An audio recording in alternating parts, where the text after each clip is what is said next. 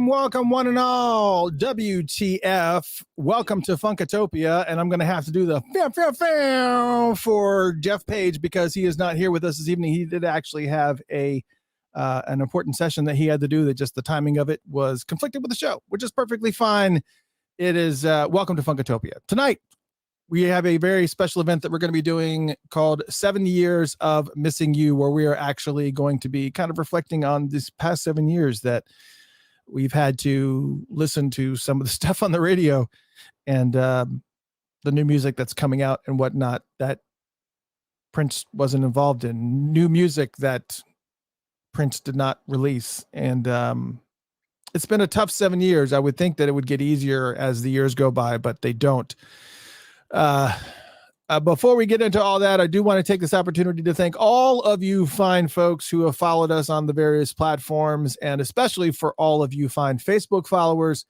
We just crossed, actually, we literally just crossed 42,000 followers on Facebook just a couple of days ago, which was unreal. And probably before we hit midnight tonight, we'll probably be over 43,000, which is how close that is.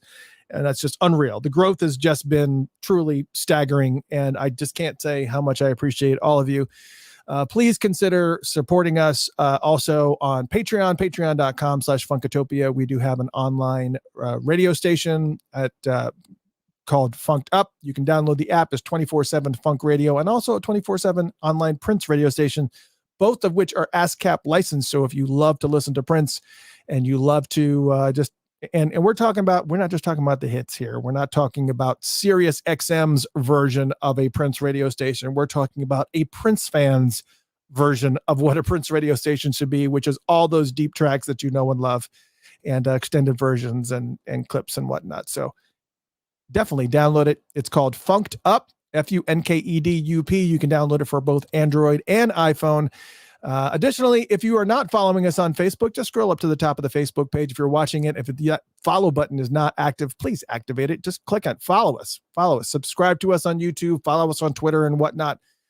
Cannot wait to add you to the family. And so I can thank you just along with everybody else. Love all you fine folks that are joining us here tonight. Tonight's a very, very difficult show. I try to do this show every single year thinking that as it goes, it would get a little bit easier, but it really kind of doesn't. This show happens on Tuesday nights because the reason why I set it up on Tuesday nights originally years ago was because I didn't want it to conflict with other shows, and people just got used to it being on Tuesday night. So I never really moved it. But this Friday is April 21st, and that marks the 7-year anniversary of Prince's passing. And this anniversary is tough for a lot of people, including myself. But I think that it's important to commemorate this moment every year because even though our group with Funkatopia does it every single day, I think that a documentation of these anniversaries kind of gives us a little bit of a chance to reflect on his legacy and also, you know, what he left behind for other folks and maybe a glimpse into some of the impressions that he left on other people.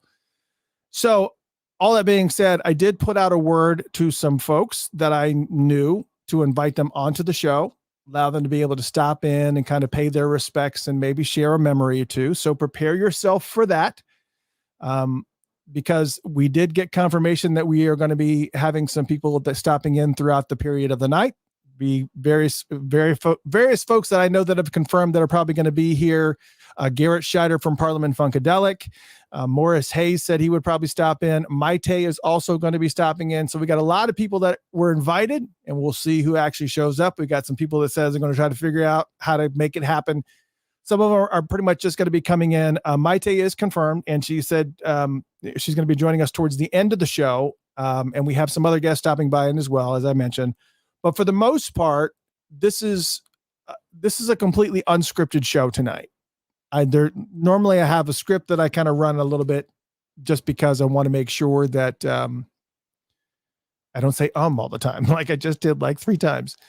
So I just wanted to make sure that we give you guys an opportunity to be able to express yourselves, maybe grieve a little bit, just kind of have a little bit of place to find some solace for the evening.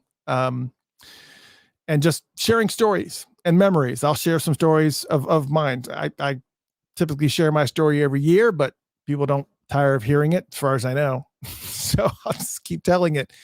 But from us, you, and special guests that may be dropping in tonight, we're going to be hearing some stories. And I look forward to as people kind of come in. And I said, we're going to be doing the show from 8 p.m. until 10 p.m. Eastern Standard Time. That's where we're going to be doing the show. You don't need to come in at the beginning. Just anywhere in there that you have some freedom to kind of come in. I'll just kind of keep an eye on the green room. And then as they come in, we'll bring them in and we'll have a little bit of discussion. And and as mentioned, it's just me, myself tonight, your host, Mr. Christopher. I normally have my co-host with me, Jeff Page. He has a conflict of schedule tonight, so he was not able to make it. He may actually stop in a little bit later. And just wanted to make sure that you have an opportunity to have some place to talk amongst a bunch of friends within the chat room. If I see some interesting story, obviously with me, I normally can have Jeff Page kind of scouring the chat area, but when it's just me, I'm going to have to entertain the guests, kind of keep them engaged, keep things moving along, and also read the chat room. But you know what? I did that for many, many, many years. This is not really going to be any bit different. I just got to kind of be in a little bit of a different headspace. It's all good. So this year was tough. It's going to be the 7th year. And I know that for a lot of people, because of the significance of the number 7, people kind of feel like this year is very, very significant. Significant. I feel like maybe people might put a little bit too much significance on this anniversary of it. I think that's not really, I don't necessarily know that has any weight or not. I think some of the more obvious ones, like the 10-year anniversary, are going to be a little bit more impactful, but it still stings. It really, really does.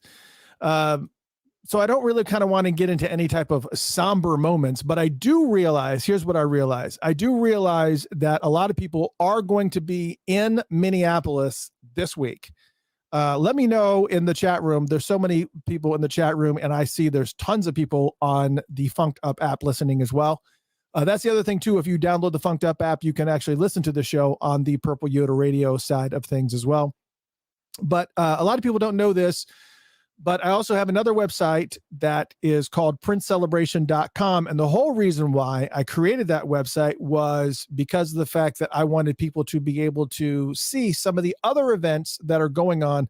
So if you happen to be in town, so let's say for the celebration, when the celebration happens June 8th through 11th this year, when you're in town, like to be able to kind of show you some of the other events that are happening in the area. But because of the fact, thank you, Violet's letting me know that she's going to be in there. The other thing too is that Bonnie Freshour and myself also made sure that all of the events that were happening this week, even though it's not celebration related, what is going to be in there. So if you go to princecelebration.com, actually, let me do this. I'm going to share my screen here so I can actually show you the screen itself so that you can kind of see what this looks like. But you can look at this on your phone as well, but it's at princecelebration.com. And when you first come to the website, obviously you have, there's a landmark section, which actually has like a lot of really, really cool landmarks that you can visit while you're here. But on the events tab, that's what we're focusing on tonight. The events tab for April, if you're going to be in Minneapolis, there's some of the things that are going on in and around Minneapolis. Some of them are Prince related, some of them are not. We put them all in here either way. We have a transmission with, you can click on the event as you see them, but that already happened. That actually happened a few nights ago. So some of this stuff has not even happened yet, or has already happened. So it's going to be removed. But starting tomorrow, Wednesday, if you're going to be in, there's the Starfish and Coffee Happy Hour that's happening as a fundraiser for the Purple Playground. They're going to be having some Minneapolis collections called Prince Love. It's going to be the Solar Arts Building. So you've got that's going on there, which is really, really cool. That's a picture of the Solar Arts Building there from their website as well. This is a really, really big one too. And I want to tell you this, that if you love to dance and you love to hang out with a bunch of Purple Party people, this is the event that you need to be at, and it is the Star Party 4. It's the Alfonso Star presents Star Party 4. It's a tribute to Prince. It's going to starring Martin Kember, and it's happening at the Poorhouse, and this is tomorrow night. So if you happen to be in Minneapolis for this, you need to be here. It is always so much fun. He always has like tons of costume changes and lots of interaction with the audience, and there's lots of parties, and it's just so much fun. So if you ever want to have a blast, a really, really good time with someone who is deeply, deeply involved in understanding the nuances of Prince's entire discography, this is the party that you want to be at. It's Wednesday night, April 19th. And again, it's the Star Party, and it's going to be a lot of fun. It's a tribute to Prince with Martin Kember. I highly suggest you go to this one. If you like to dance and you like to have fun, this is the one to go to. It's happening tomorrow. It says April 19th to 20th, and that's because of the fact that it goes until 12:30 a.m. So technically it is the 20th. So it kind of goes there.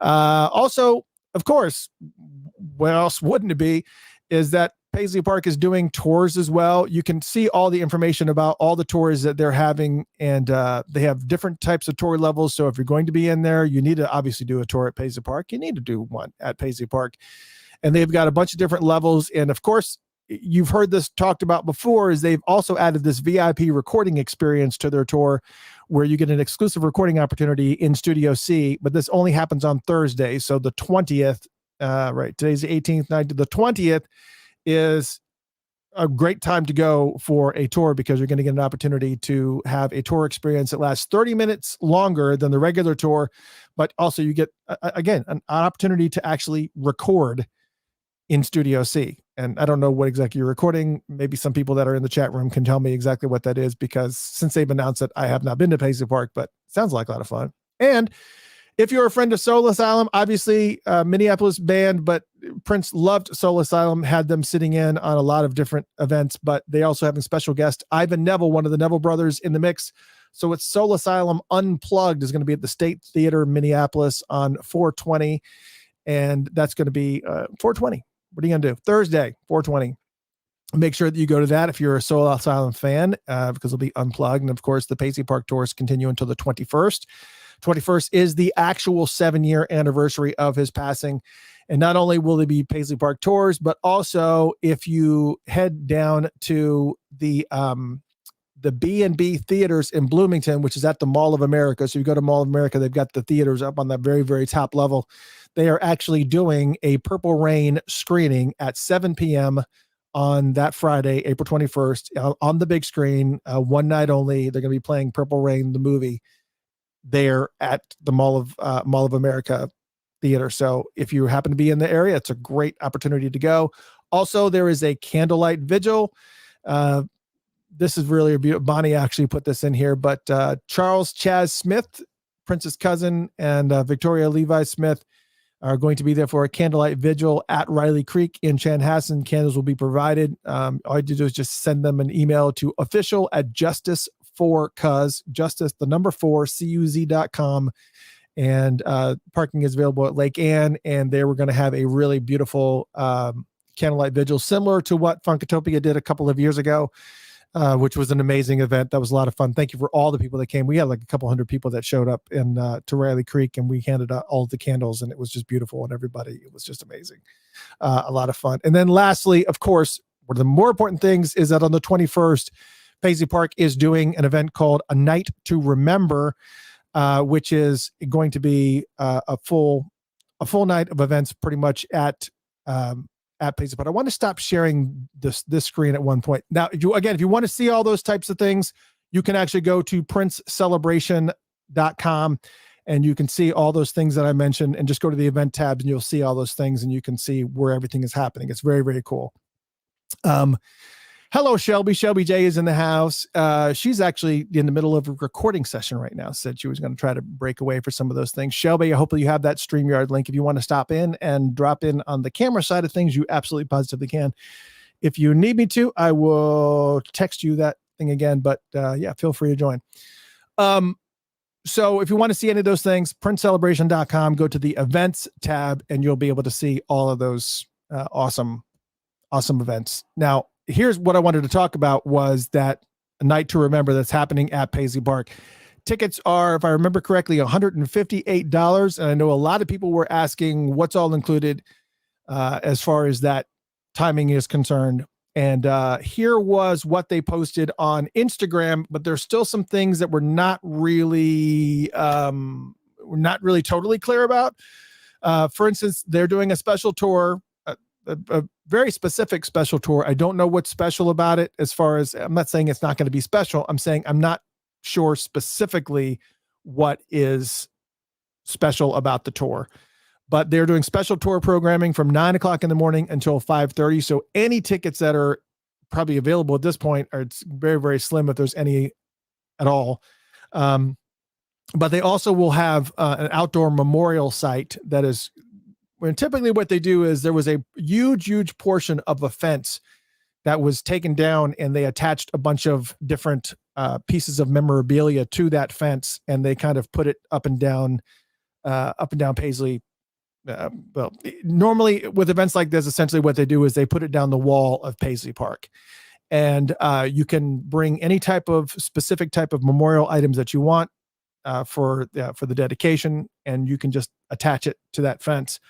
This may be something different, but the other thing was that I don't know. I don't know if they're going to do something different, but my guess is that it's going to be that same fence scenario before. Here's what's interesting. At 421, they're doing what they call a worldwide observation. Now, here's what I don't know. This is part of why not being official can be a little bit problematic, is that it is supposed to be available to all via social media live. And I don't know if that means it's going to be on their Facebook page. It's going to be on, all their social media presences like Instagram and wherever else. But apparently, even if you can't make it, there's going to be some type of observation that's going to be happening at 4:21 p.m. Central Standard Time, which is 5:21 Eastern Standard Time. And of course, you just simply do the math for wherever your location is from there. But it's an opportunity for reflection at Paisley Park, open to all in the MPG Music Club starting at 4 p.m. And it says free for all, or free to all is basically what it says. I don't know exactly what that means or exactly how you get to it, but it is there, and it is something that's going to be available for free. So all I would say is that to visit Paisley Park's social media channels around that time, maybe about 4:15 Central Standard Time, 5:15 Eastern Standard Time, 2:15 if you're over in California. If you're in other parts of the world, that's where I start to get geographically ridiculous. I'm the worst. If you put a map in front of me in the United States and say, name all the states, I think I could probably get about 40 of them. Then there's some that happen in the Midwest that I probably would not be able to properly identify. I'm just stupid like that. At least I admit it. It's just, it is what it is. And then at 7:30 p.m. for those fine folks that actually went and actually are going to the event, Patricia Ruffin says maybe it's a live stream on Twitter. It could well be. It could be a live stream on Facebook. It could be a live, I don't know. It could have been, it could be any variety of different things as far as the observation is concerned. We'll see. But at 7:30, there's, it's called A Night to Remember. And those are the tickets that are available at paisleypark.com. It's going to be it's going to have a bunch of opportunity for people to speak and kind of share their thoughts. There's also, from what I have understood, they have curated a video of a bunch of different types of statements from interviews and things that he's done, where they're going to be sharing this curation of clips of him just kind of speaking and sharing words of wisdom throughout the evening. And there's going to be that. There's also going to be dancing as well. I believe DJ Linka Paris is going to be there doing her thing. And again, tickets to that are going to be $158, but it's always going to be a lot of fun. And I believe, I don't know if the tour is part of that package or not. I don't know. But if you can't make it, it's all good. You're still at least going to be able to do the worldwide observation that is going to be free for all at 4:21 Central Standard Time, 5:21 Eastern Standard Time, 2:21 Pacific. So there's a lot of stuff to do considering that there's nothing really going on other than that. I know that, Paisley Park catches a little bit of flack primarily because, one of the things that Prince said, documented that he said in an interview, was that he doesn't celebrate birthdays. As a matter of fact, it was, in the last year of his life, he even said that on the Arsenio Hall show. He was saying that on the last iteration of Arsenio Hall, where he said he doesn't celebrate birthdays. He doesn't like to count birthdays. And but in the previous interview before that, he said that he wants people to celebrate when he passes, when he transitions into when he turned it. That's what he wanted. I always try to figure out the best way to verbalize that because it always seems awkward, but there you have it. That's what he wanted. But the problem with celebrating his passing is because the fact that he passed away April 21st, it's still always pretty cold in Minnesota at that time. So they've always got to kind of roll the dice as far as Paisley Park and as an establishment is concerned. They got to roll the dice, whether or not it's how risky it's going to be to bring a bunch of people into the state when there could possibly be like snow, like a lot of snow. I know Prince got the song. Sometimes it snows in April, but a lot of times it snows in April in Minnesota. I think they just had snow at the first part of April. So it's a thing. It's very cold, but I think that's probably why they decided to continue doing it in June during his birthday month. I don't know. It's above my pay grade. It's above my pay grade for sure. So if you want to relive any of those things that I just discussed, right, princecelebration.com, which forwards to celebrationtrip.com. That's not really an all around year site. We kind of update that. I kind of update that. Well, now Bonnie Freshore has gone in and she's updating events and stuff. Which is really, really great because Bonnie has done a phenomenal job over the years creating this spreadsheet that has all the information about where events are, sharing the graphic for how much tickets are, the ticket links and all that stuff. Now she has a place to put them online, and I'm glad that I just kind of gave her access to it. And I said, I would love for you to do it. I mean, you've done such a phenomenal job here. Absolutely. Just use it. And she's done it. She's already gone in and put everything in, not just for April, but also she's also put in the June events, and she's mastered it. Like she does it way faster than I could do it. She texts me and goes, I'm done. I was like, you're done. Okay. So much love to Bonnie. I might have to send her a special gift for doing that because I just don't have the bandwidth to update that site. So, all right, here we go. Let's talk. Because this is what you guys pretty much all here for. As I mentioned tonight, the show, I titled it 7 Years of Missing You. The image that I had put up on Facebook when I first announced that I was doing this show was me with Paisley Park behind me at nighttime. And I look like I'm feeling some sort of way, like I'm really upset or just kind of choking back emotion in that photo that's on Facebook. And there's no theatrics there. I really was feeling some sort of way because that was me being at Paisley Park just less than 2 years after he had passed. And I don't know what the timing of it was. It was too soon, regardless of what it is. Even now, 7 years later, it's too soon. I think that we all were just, all of us have stories about how we knew where we were when we heard that Prince had passed. It was, again, my story is that I was working full time at a company called YP, which you guys know as Yellow Pages. They're the ones that would throw those big, thick books that nobody used on your doorstep.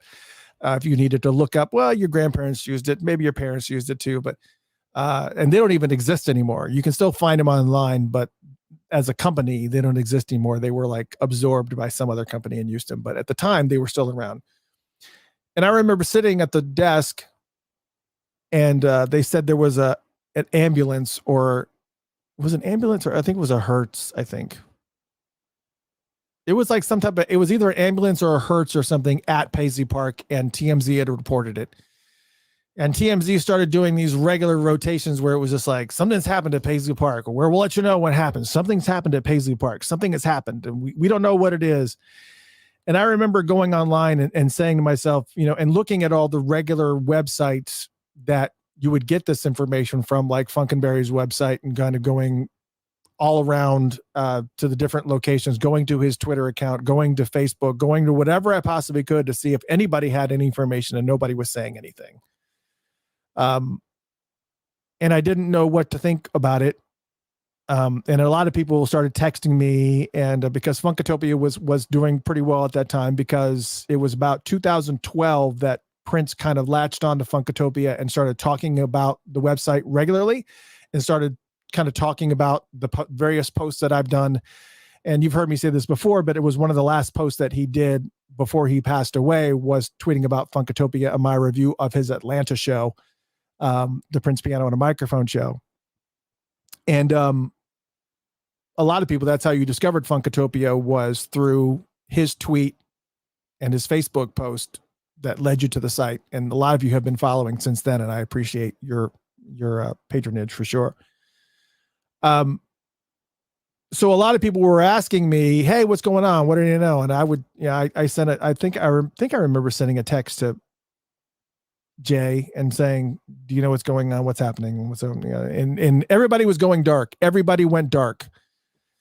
And I was on the TMZ homepage, and I was just I was refreshing the screen. I was just refreshing the screen, looking for new updates. And I remember saying to people, I said, it doesn't matter who it was. It doesn't matter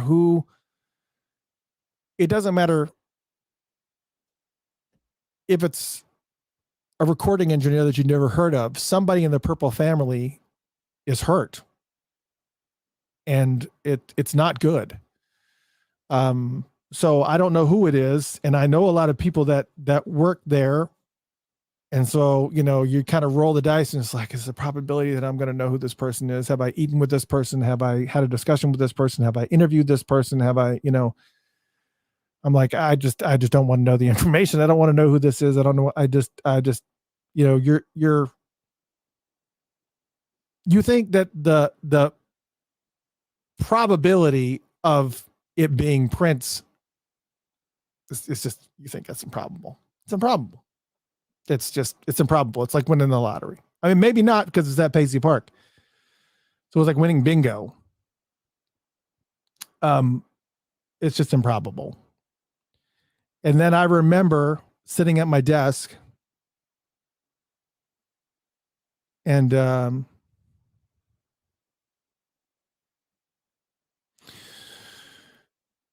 remember clicking that refresh button and seeing that new headline. And, immediately you think it's a Prince dead at 57, or some type of version of that was really just very direct and succinct and very to the point. And I couldn't breathe. I think I felt like I couldn't catch my breath. I just like, and I know that there was a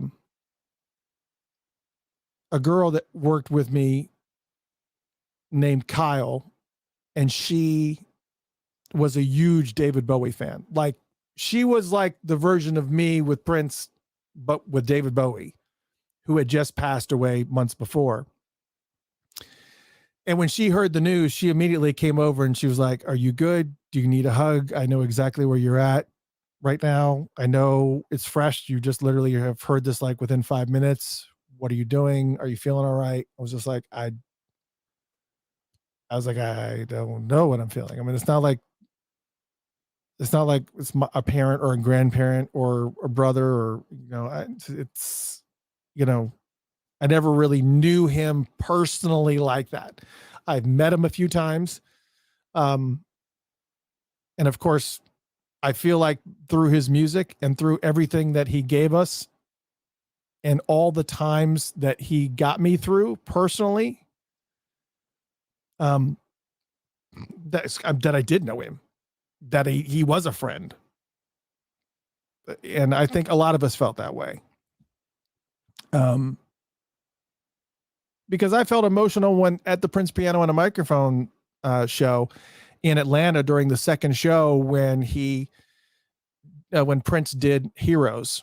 For those who don't know, he covered the song Heroes, David Bowie's Heroes, in the concert during that last performance, and they had a big picture of David Bowie up on the screen when he was playing it. And I remember being emotional because I was like, I really wasn't a huge David Bowie fan. I've always loved his work. I've always loved his music, but I felt emotional because Prince was actually emotional. I didn't really know what the relationship with Prince and David Bowie was, but I knew that he was emotional that David Bowie has passed because he kind of felt like a kindred spirit with David.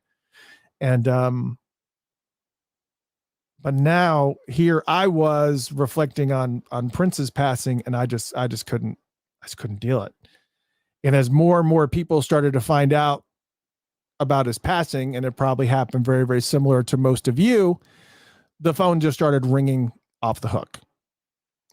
Everybody's calling. Are you okay? Are you going to be all right? Do you need me to come over? Do you need me to? And I think it was in that moment more than any other moment in my life that I said,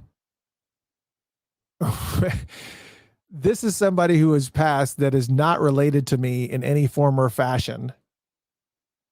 But people that knew me and that were directly connected with me knew that when Prince passed, that they needed to reach out to me, which to me said volumes about my fanaticism for this man, about his music, about how his music really pulled me through some of the toughest of times. And I honestly, I'll be honest with you, I really do not know where I would be were it not for Prince Rogers Nelson and his music. I just don't know where I would be. I don't. Now, I will tell you, there were other artists that had a very, very similar impact on me as well. You've heard me talk about, and some of these artists you're never going to know. But there's some artists that really resonated with me that helped pull me through tough time. King's X was a hard rock Christian band at the time, but they kind of went off the Christian rails. But King's X is a hard rock band that really kind of pulled me through a lot of tough times. Another band that was similar in the wave of new wave was The Fix, Fixx. You guys probably have known them from One Thing Leads to Another, but their albums are just unreal. Phantoms was probably one of their best albums ever. Reach the Beach is the biggest.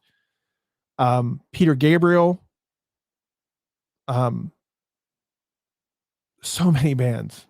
I mean, there's so many bands, but even as most of those have faded away or stopped creating material, there was that one consistent band or performer that had been there all of those years. And that was Prince. He had always been there. And just when I felt like, yeah, I'm going to be all right. I'll be all right. I'll be okay. It's all good. It's all good. Then you get home and I'm going to play a news clip here. Then you get home and it's just, that was the biggest news. It was the biggest news. Good day. We are coming on the air with breaking news about the death of an American music icon. Prince, the innovative, one-of-a-kind artist who's given us so much great music over the decades, has been found dead. at his Paisley Park compound in suburban Minneapolis. The Purple Rain singer, whose full name is Prince Rogers Nelson, was 57. Prince sold more than 100 million records, won 7 Grammys, a Golden Globe, and an Academy Award, with hits like Little Red Corvette, Purple Rain, Kiss, and When Doves Cry. He was inducted into the Rock and Roll Hall of Fame the very first year he was eligible. Less than a week ago, Prince was rushed to the hospital after his plane was forced to make an emergency landing. There were reports at the time that he was battling the flu. A one-of-a-kind artist who performed many of the instruments on his albums. He wrote the music, produced the music, and was truly a once-in-a-lifetime artist. At this time, the cause of death has not been released, but we'll have all the latest developments throughout the day and on NBCNews.com, and complete coverage tonight on NBC Nightly News with Lester Holt. For now, I'm Harry Smith, NBC News, New York. And I realized that me playing that little news clip probably jolted you a little bit. But I wanted to do that, and I debated about doing it because I just debated about it. Because I knew that playing that news clip was going to make people really feel some sort of way, and that's why I decided to go ahead and play it. Because you should feel some sort of way. That's the whole reason why we're here. We're here to commemorate what's going to be this Friday, the 7-year anniversary of his passing. He's been gone for 7 years, and let me tell you, it does not get any easier. Oh my God, it doesn't get any easier. Every single year, it just doesn't get easier. It just keeps on. It just seems like I would love for it to be easier. I think with loved ones, it's not that he's not a loved one, but I think with loved ones, you have a lot of, personal memories that you can, share, and you kind of sit down and you kind of absorb these things. But Prince's music will live forever. And that's one of the reasons why I wanted to do this show tonight. And I did, as I mentioned, I did put out the word to a bunch of folks to come onto the show. Just come on the show, just say hello to you people, just let you know, just for people to come in and say, hey, you were in my prayers, maybe pay the respects, share a memory, to kind of, that's the whole point of doing this, really, right? It's just to kind of get together to laugh, and obviously we're laughing at this moment. This is a pretty somber moment, but there's going to be moments tonight where we're going to laugh a little. We're going to enjoy ourselves a little bit. We're going to chill a little bit. And it will actually get, lightened up for sure. The first guest I'm going to bring on just popped in, very, very good friend of mine. Even if he doesn't know it. Singer with the Blackshears, and really one of the first times that I had to spend with him was actually right here in this house. And you can actually go way back years ago. Duan may remember this. Years ago, we came in the house and we did an interview right here, just sitting here. Obviously, the camera wasn't this close. We just sat and just chilled and have a good time. And I don't remember what Duan, let me bring him in. Duan Elliott. Let me bring Duan into the mix. What's going on, Daddy? What's up, man? Oh man. It's so good to see you. He's got I got my own audience. I don't even have to do anything. Yeah, but one of the first times that Duan came, it seems like you change your look like every single time you come on the show, man. Didn't Prince? You did. Yeah, but are you about to release a new album? What's happening? You going on tour, brother? Man, how you feeling? I'm feeling good. Yeah, the first time that even I asked Dwan, he was like, "Man, I'm gonna be in Atlanta. Where you want me to be?" I was just like, "Well, you get to come to my house." He came to my house. We sat in this office and we did an interview. Mm-hmm. And I think I made you pot roast tonight. Yeah, you did. And it was on and popping too. It was on and popping, man. Oh my god, he's got all his sound effects. This is amazing. Dwan Elliott, singer for the Black Shears, obviously. Man, before I always like to try to get a little bit of promotion out of the way. What are you doing right now musically? You're always writing. Always writing. Yeah, man. I'm working on a record. It is pretty much done. So I'll probably release it like halfway through the year. Get it, got a couple more things to add to it, but I mean 90% done, brother. So it's You on the need way. to know this is the first. This better be one of the first stops. One of the first stops. I get it. You are at the top of the list, bro. You already know this, man. That's a guarantee. All right.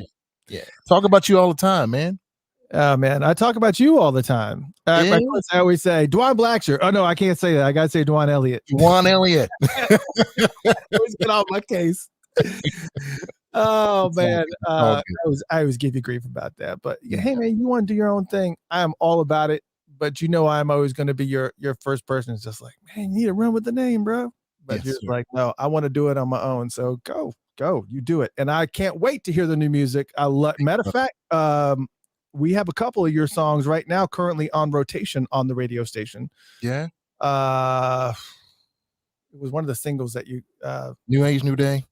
New Age, New Day is one of them. There was another one too for that same CD. So we need new music. So give me some funk stuff. I'll put it in rotation. I'll make sure that everybody hears it. Oh yeah, man. This new record, man, gonna kill that record, bro. Oh man, I can't wait to hear it. I can't wait to hear it, man. Yeah, man. Absolutely. What you been up to, man? Oh my gosh, man. Funkatopia is growing insane. We're about to hit 43,000 followers here on Facebook. It's just it's insane, man. It doesn't make any sense. It doesn't. Congratulations, man. A lot of hard work and it's finally paying off.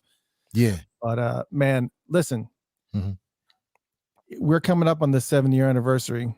Do you find yourself thinking about when this anniversary comes? Is it something that's in your mental calendar, or what? You've shared some pretty hilarious memories. Every day, brother. Every day. I mean, because think about it. I'm in Minnesota. I'm in Minneapolis. I didn't even think about that. Since the cough has passed through, and the whole George Floyd thing, man, dude, you really get to understand what it was like for Prince when he left. Because you got to understand that man had a lot of power, a lot of influence, especially there. If he was still here, it would be a bit different. But now that he's gone, bro, it's man, dude.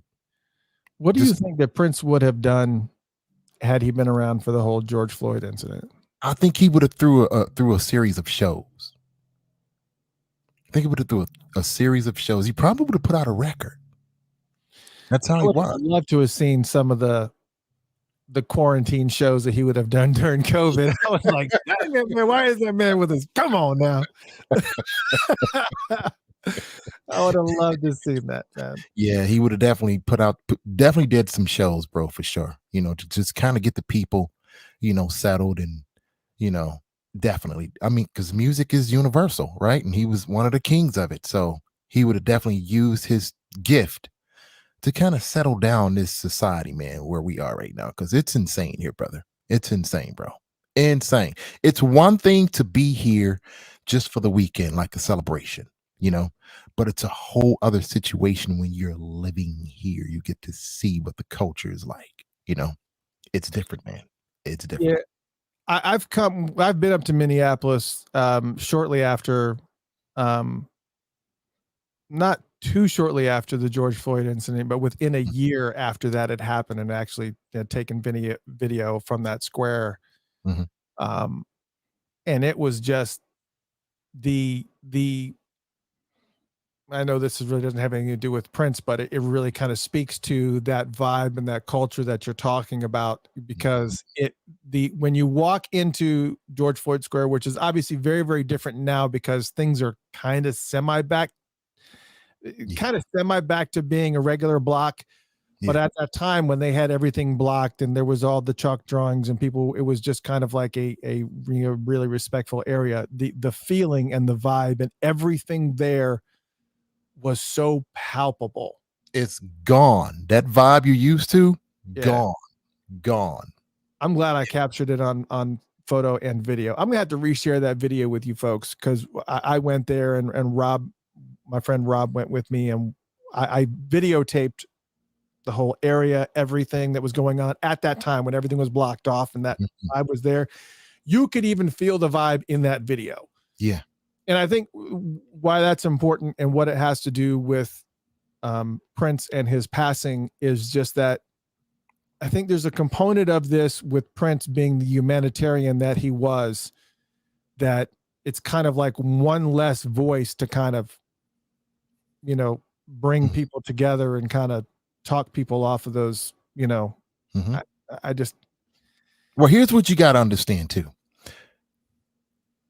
What this one man did for Minnesota, I don't think people really understand the type of influence that he had on Minnesota. You got to understand, when Prince was alive, you had people flying in from all over the globe.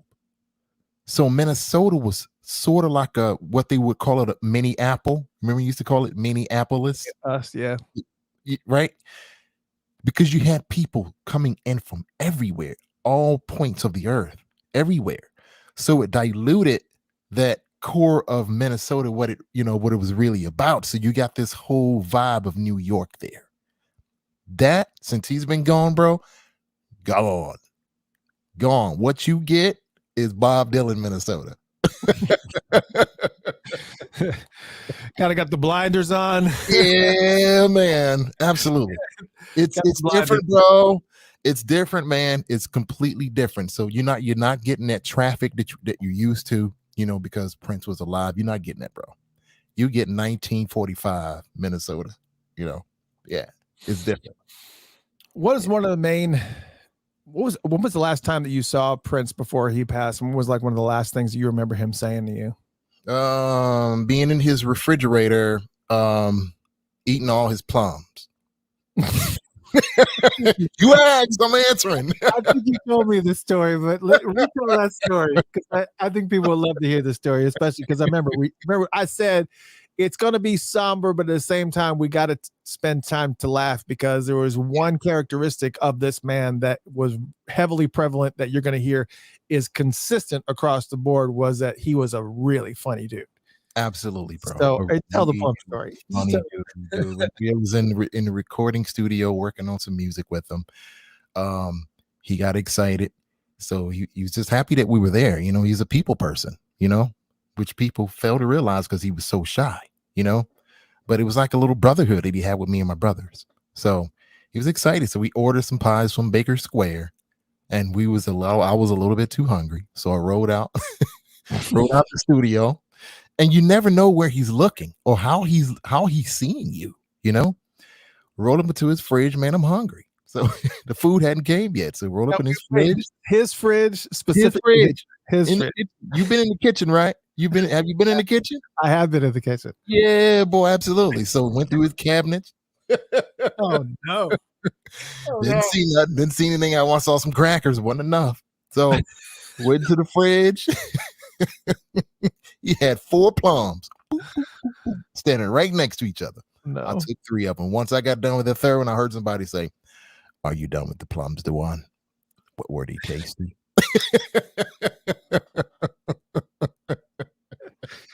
Oh my God. Miss him, man, because he allowed me and my brothers to roam Paisley like cockroaches.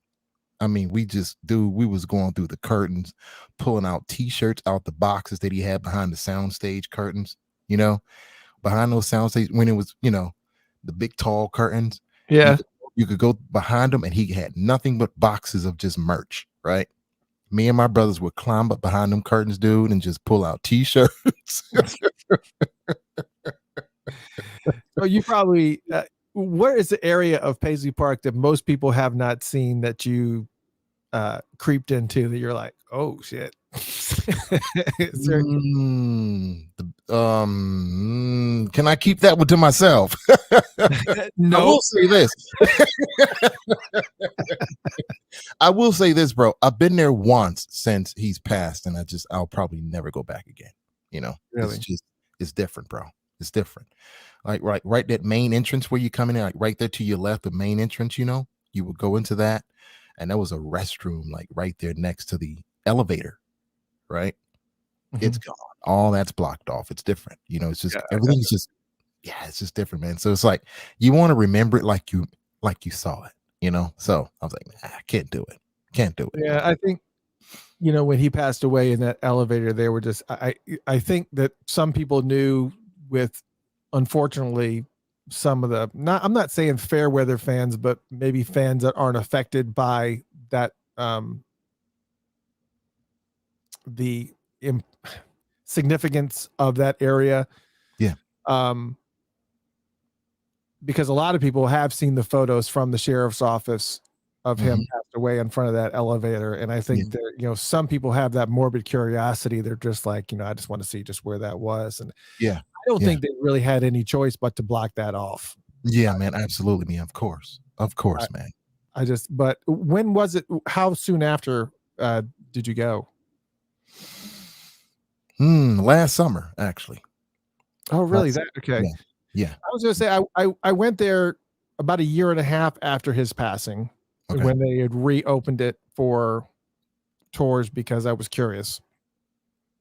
What'd you think? And I wasn't curious. I just kind of wanted to see, and it just had that dark vibe. It just had it was just the way the lighting was. It just didn't have that spirit. It just didn't. Nope. It just didn't have that flow. Nope. But then I will say, post Graceland folks, and when you get other, Mitch and those guys in there, I'm so upset that he's leaving. But they did figure out ways to make it so that it's more welcoming and lighter and more and you have to go there when there's other folks there. You have to. Yeah. I mean, a lot of people, like in a celebration type of environment, even when they do some of these special events, when they did the special release party for the Sign of the Times release party, and there was not many people there, was maybe 100 people total for that particular event.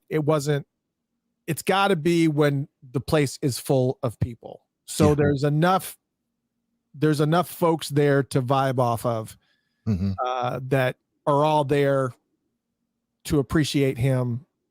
And, really just, there's a lot of purple love there. So it's a totally different scenario. But if you're walking in there when there's nothing really special going on, you can feel it. It's weird, man. It's weird, bro. Yeah. Studio A, I like Studio A. Studio B still looks cool. Studio A still, they haven't touched anything as much, in the studios themselves, but everything else, the rehearsal room completely gone. It's just not like it used to be, bro. It's different. Where was the rehearsal room located at? Let's see here. Okay, so you remember the main sound stage where you shot the rave show, right? Yeah. Okay. I'm not here.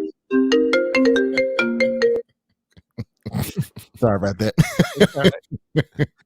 Where he shot the rave show. So if you go out. Oh Lord, have mercy. I get it. You're important. So if you go out the main where the stage was facing. Okay, so you go into the sound stage and you, instead of going to the stage, just keep straight through, and you go out that next door, right? Well, halfway through, once you make that left, you make another quick left, and there was a small sound room, and that's where everybody. Okay, I'll give you this. You remember, there's a video of him playing basketball with our homeboy Devious. Right. That's the rehearsal room. That was the rehearsal. Oh, okay. That's where we rehearsed that. Yeah, right there. So yeah, the band would be in a circle. He would have this, and he would be in the center, and he would be watching everybody. So the drummer, Kirk Morris over here, Mike Scott here, me, Johnny here, Kip over here on the keyboard. So everybody was in a circle around him. And then he had a camera too. So he would, once he rehearsed, he would record everything. So, dude, what's in that dude's vault? You would, it's insane, you know? But yeah, so that's how it was, dude. So it's gone. There's stuff in there. It looks, it's the floor used to be wide open. It was like a basketball court, the same type floor, just like that. Like a parquet floor type of scenario. Yeah, exactly. So that with nothing but a mirror all the way around, mirrors on the walls all the way around. Did you ever take anything that he used, like as far as the way that he conducted those rehearsals and apply it to your own situation? I mean, what's the biggest takeaway from his, I guess, his rigmarole for what he would do that you have applied to your own? I think a lot of artists today are wussy. Like once they get to a certain, I hate to say it, dude. It is what it is. It's true. It's agreed. Most music online, most music that's out there right now that I'm hearing on the radio is garbage. Yeah, there are some really, really good writers out there. Bruno Mars is a really, really good writer. Billie Eilish is a really good writer. Her brother is just an amazing producer. The way that he creates music and stuff. But yeah, most of the stuff that's out there is just so cookie cutter. Yeah, I get it. Dude, 99% of these artists today can't hold a candle to what the artists were doing, like Prince were doing, man. Come on, man. It's just not even close, bro. And I think my main takeaway from him is that you keep going at it. You don't just settle for something that sounds good. You keep pushing, you keep pushing the threshold until it's to a point to where I don't care what genre it is, nobody can deny it because you did that great of a job with it. That's when you bring God into it. And I think that's what's missing in a lot of music today. Music is missing God in it. You know, it's just more formulaic stuff, loops, you know, preset beats, you know, nothing's from the heart. Everything is just preset formulaic, you know, so there's no soul in it, you know, there's no life. Yeah. I would have to agree that there's, you know, that there is a touch, there is a breath that's in there that is just, you know, one of the things that, you know, because of the fact that we have Purple Yoda Radio, which is a 24/7 Prince radio station app that we have, I find myself listening during the day in headphones, and even songs that have been released decades ago. If I'm listening to them in headphones, I'll hear things that I have not heard. It's like, I don't remember ever hearing that ever. It's like layering so many of these little pieces and elements that are in there. It's just amazing. Oh, layering. Yeah, that's hello, you mean we talked about this in the last one that we was on with Morris and Tony Mosley. Everybody was here. Yeah. I was telling you that like a cat like Morris is like you don't see that producer anymore. Producers that go out when they produce, they're layering tracks. They're layering, so it's like you get in this layers. So when you go back and hear, just like you did, you're hearing things that you didn't hear before. They don't do that today because they don't have that type of music, you know, just they don't have that type of juice about them, you know, or education, you know, or it's just different today. It's hollow sounding, real simplistic, you know, kind of stale. No one's making bridges anymore. No one's making vamps. No one's making like amazing intros. Like, thank you, thanks. I'm glad you like my shades.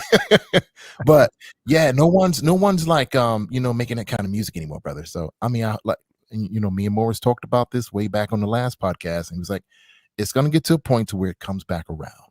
You know, how it happens, I am curious. Yeah. You know, I know a lot of people complain about the fact that, you know, there hasn't been new music that's been released from the vault in a minute, which it's not really true because we've had these super deluxe sets. But, you know, again, Prince spoiled us with the frequency that he was pushing stuff out. Yes. If it wasn't through an official source like his labels, like the labels he was working with, whatever it was at the time, he was He was pushing it out. Yep. One of the things that I did note about what I was doing a mental note about one of the things that you said was how he just kept pushing. Like he would take your capabilities as a musician or an artist and how he would push you outside of your comfort zone. Like Apollonia. Apollonia was not a singer. Nope. And he said, you are a singer, and here's what you're going to do. Yep. Morris Day, he was a drummer. All he wanted to be was a drummer. And Prince was like, no, you're a singer. And based on your character and knowing what would sell and how people would gravitate towards that persona that Morris did so well. And that's one of the things that I miss about Prince, bro. Let me explain. Is because, it's cool that, all his people are doing their thing out here, the MPG, all these other people, all these other entities that he's worked with are doing their own thing. But the thing about working with Prince, bro, directly, is that he would see through you and see something in yourself that you didn't see. And he would push you to do it. Yep. Instead of just giving you a script and go, okay, this is what you do. You can't do it. Gotta go. He would push you and say, no, you can do this. This is what you, dude, are you kidding me? There were things that I could do with my voice, dude, when we, after we got with P, bro, that I never did in quartet gospel. Like, but he would see something in you, bro. And here's the thing about it, bro. Here's the thing. The way he worked with you made you want to come back that following day and show him like, yo, bro, I got it. Because it was beyond the money. Right. It was about his love for the music. Nobody else in the purple realm, since he's been gone, does that. Nope. And here is, we're going to welcome somebody else in here. Here's somebody else I'm sure can speak to this. Ladies and gentlemen, would you please give Dwan's ready with the applause here. Please give a warm welcome to Miss Shelby J. What's up, y'all? Yep.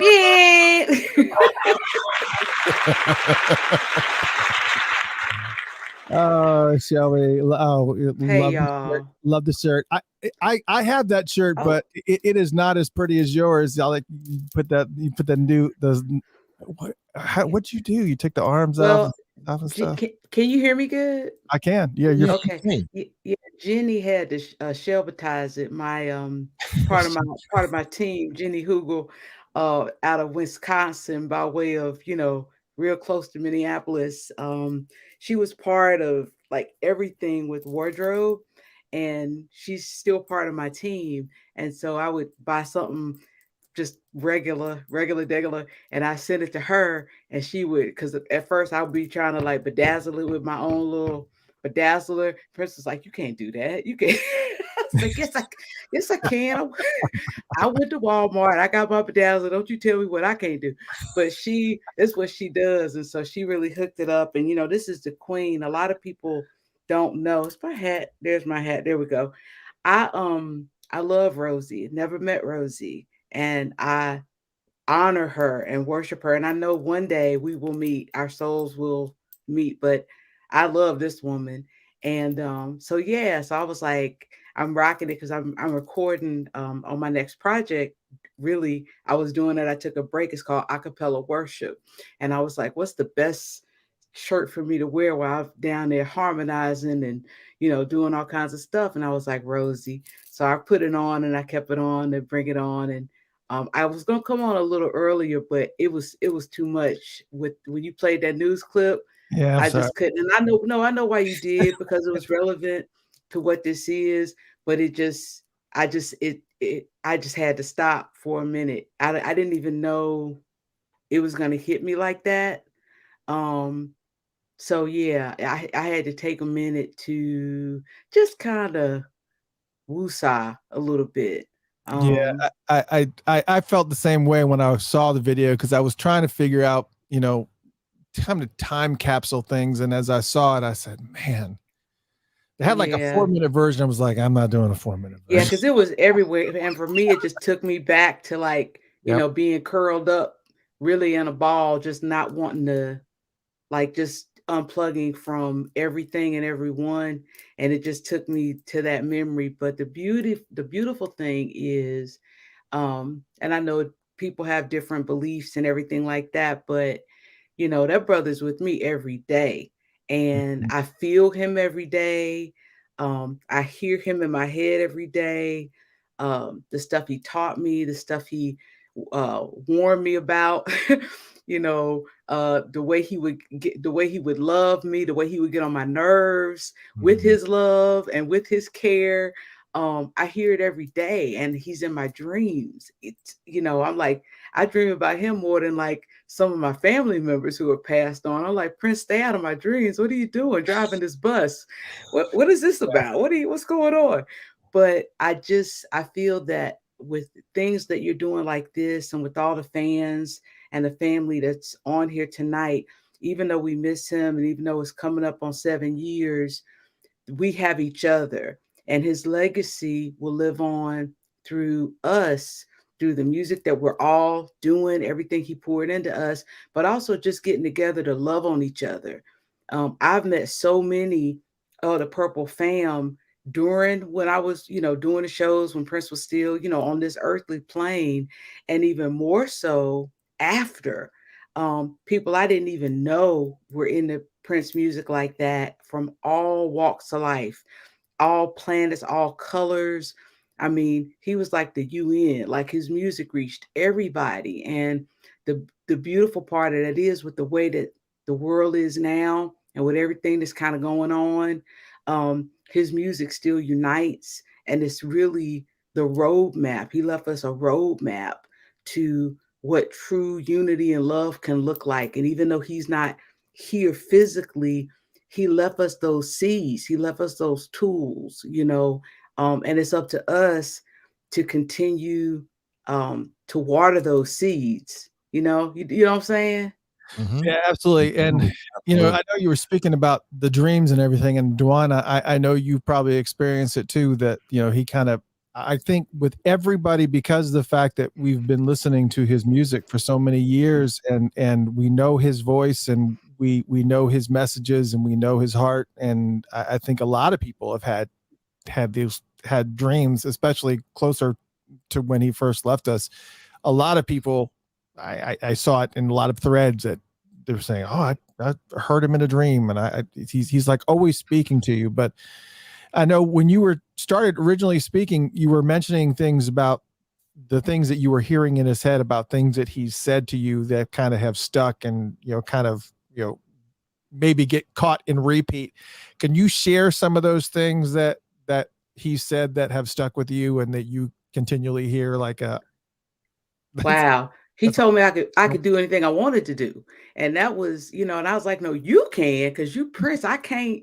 He's like, Shelby, you can do anything you want to do. Don't let them tell you you can't. And don't even let me tell you you can't. And I just never really, it's like when you're a kid and a little baby, and you're like, I want to be president.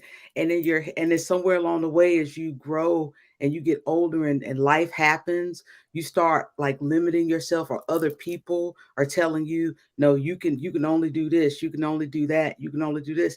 And so he constantly reminded me, just putting it in there, like, you can do anything, and nobody can tell you what you can or can't do. Like, you are multifaceted, and don't let people limit you. You're not just a singer with a mic. You sing, you write, you produce, you arrange. I got you in here doing vocals. I'm not even in the room. I'm leaving for days. I'm coming back, and the vocals for 3 songs, the backgrounds are done. He just, it's just he let me do that, and that gave me the encouragement and the reinforcement to know, oh, I can do this. I am a vocal arranger. I am a a producer. I am a this. And so now, as I walk through this new life of not having him like right here and being in his band, I'm like, I can do anything I want. If I want to put out a record, Like I came up with the idea to put out an acapella worship song. Why? Because I want to, and I can. And Prince is like, you could do anything you want to. This is not like the old days when you had to ask 5 or 6 different people. I got a studio. It's like you go, you record your stuff, put it out to the people, get it out to the people. You know, and he made it sound so easy the way he would say it. And it's like a lot of times we complicate stuff ourselves, and it There ain't you that go. complicated. There you go. It ain't even that complicated. And so Yep. I was like, dang, Prince, like I can do this. So I hear him even when I doubt myself, because I'm human, and we all, you know, I can know, but I can still be human to be like, can I do that?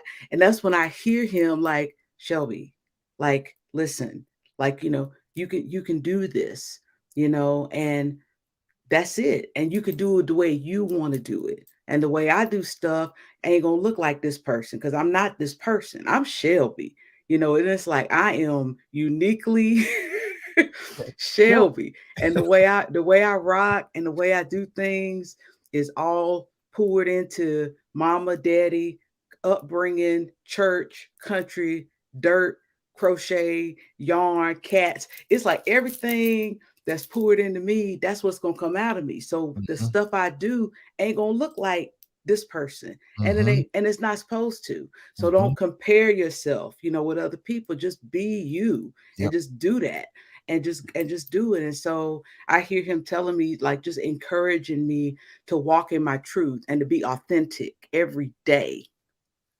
Yeah, Duan, does that, for those of you just joining us, we are doing 7 years of missing you, and we are reflecting back on 7 years that have gone by. That will be this Friday, the 21st, will be 7 years since he passed on. And we are inviting some very, very special guests, and we got a bunch of folks coming. Dwan Elliott was one of them. Thank you so much. Shelby J was one of them as well. And we got more people coming. I know Morris Hayes is going to be in here in a little bit. Maite is going to be here in a little bit. So we got lots of people that are still going to be, you know, filing in little by little. So that's for those of you who are just tuning in, either here or on the Funked Up app. Dwan, Yes, the sir. motivation, the installation of confidence into the spirit of what you do and how you kind of have progressed musically, is that, as Shelby was explaining it so eloquently, Mhm. that She said it. She resonate with, said she hit it right on the head, man. She that hit resonate with it you? right on Yeah, the head. Yeah. that's the answer to the question. Yeah. Yeah, she hit it right. I mean, it's just, dude, let me tell you how blessed me and my brothers were. We went from singing quartet gospel straight to him. That was nothing but God right there. So that was a blessing. So we didn't go through the industry and get tainted by people. You know, we went straight from my grandmother straight to him. So you went from one hard taskmaster to him. So that training that we got was just so potent. And it's just like Right. Shelby said, you know, it's like we learned to just do it all yourself. Don't wait on people. I tell everybody that I work with, especially when it comes to recording, like, look, you don't have to wait on me to produce a beat. Just do it yourself. Bring it into me afterwards. I just love Yeah. to mix and add to it. But form your own identity. Mm-hmm. You know, that's what Prince was all about. Like, Shelby, am I right? The music What about sucks, said? right? Because There you go. no one has their own identity today when with a lot of these artists. Well, And that's yeah, what's it's missing. yeah. Yeah. There's no authenticity. Sometimes you cut on the radio, you don't know who you're listening to. Thank It's you. like, but if you put Aretha come on, or if Mhm, Sammy come on, or if Otis come on, or if mhm. James come on, or if Prince come on, you immediately know Thank who you. they are because they had their own lane. And Yes. there's a man, I don't know. It's like if you look at a wall and you see Basquiat, you know who that is, you Yep. know? And Yep. so audio, it's the same way with your art. But because of the industry and because of the way things have been, people are like, what's the beat of the week? What's the Yep. sound of the week? This is Yep. so hot. I'm gonna do this. And that's cool. Yep. That's their lane. And my mom was like, don't worry about what they're doing. What you gonna do? Yep. Make your contribution. So I was like, all right. And a lot of times you see those people that their music, it sounds like garbage juice. I mean, it's just horrible. And they getting all the money, they getting all the backing, they getting all the you know what I'm saying? And I'm over Yeah. here like, making like real music and financially backing myself, me and myself, like all of this stuff. And I'm like, man, if I could just get a smidgen of the support that this horrible stuff is doing. But it's like, that is, you have to look at what the motivation is for people. And a lot of those people is that quick money, it's that society. They don't care about whether the songs are good, whether they're uplifting, motivating, inspiring, what they're doing for the culture, what they're doing for the brains of the kids, what it's doing for the society. They don't care about that. They're trying to get this whip. They're trying to get this new Tesla, and they don't care what they're going to care about this artist in another year. And you ain't going to be able to remember the song that the artist put out in 3 months. That's right. But you can still remember My Girl. You can still remember 1999. You know what I'm saying? And when Marvin Gaye said, Shelby, that artists used to be the veins to society. Yeah. You got your politics. You got your party. You got all these things. So people got the news from artists. Yeah. They cut all of that out. And look where we are today. Yeah, yeah. I mean, and Prince talked about that. He was like, everything's gonna be computers, and it's it's like the girl was like, I don't really need to know how to sing on key because they could fix that, and I was just like, where they do that at? What? Yep. And there was, and here's somebody else that can speak to being pushed, because this girl was definitely pushed for sure. I'm gonna bring her in. Ashley, are you ready? Here he comes. Let's welcome to the stage the one and only Tamar in the house. What's going on, girl? I just have one question. Hold on a second. Hold on. I can't hear her. Okay. Go ahead. What's the one question? I just have one question. When is Shelby and I doing a show? That's it. I just had a question. That's the only reason why I came on here was to ask that question. Tamar, I'm coming to your town in June 7th. I texted you. I was like, I hope this. I'm your there. number. Okay, y'all heard it here first. Shelby and Tamar in Houston, 6/7. I text you. I was like, please come to my show. I'll give you tickets. I'll bring some collard greens. Can I take them on the plane? I hope I can. I'm gonna put them in my carry-on. Shelby, listen. I'm a huge fan, so I'm trying not to like fan out, but then I'm not gonna be able to sit still and not like sing background or something. Yo, we need to book shows. We gonna talk. You and I need to do like 10 shows, 12 shows in different cities. Everybody come and support us and buy tickets and come and uplift the sisters. And that's what's up. Let's make that happen. Let's do it for sure. For those that don't know, that event is Prince Day Houston, their party that they're having on June 7th, which happens right before the celebration that's June 8th through 11th. Now, but if you are in that Houston area, or either A, you are hardcore, or B, you're not going to the celebration, you happen to be in that Houston area, you need to go to this event. I'm telling you, show days, you can. It's going to be amazing. It's going to be a lot of fun. I'm gonna light that stage on fire, and we're giving some of the money to the We Code kids, to the music in the schools too. So Craig Alexander, shout out to Craig Alexander for putting that all together. And I hope we sell out. We're gonna party all night, and then we're gonna go to the Waffle House. And Tamar is buying. Wait, we need to go to Breakfast Club. That's the spot. That's the. I'm gonna go where you take me. I'm in your city. I'm gonna go where you say.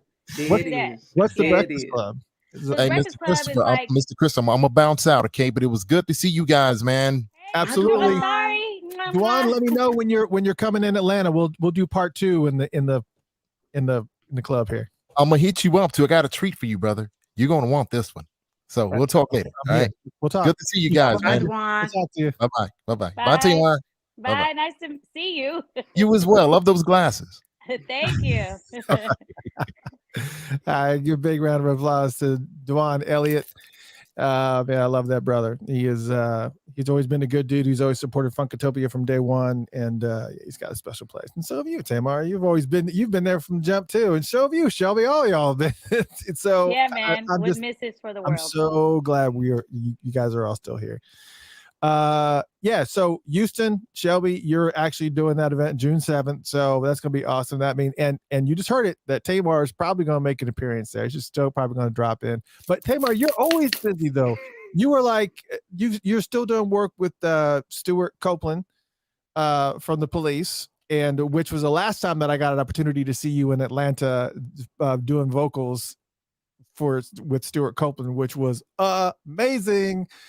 And man, you just unreal. But we want to talk, obviously, focusing on Prince. And I may have asked you this question before because you've been on the show a few times, but what were some of the last things that you remember Prince telling you that have really kind of stuck with you through the years? Because Shelby was talking about how she hears his voice pretty regularly in her head, just kind of advice that he's given her over the years and things that, if he's said that it's kind of helped guide her and keep instilling that confidence in her every day, just every day.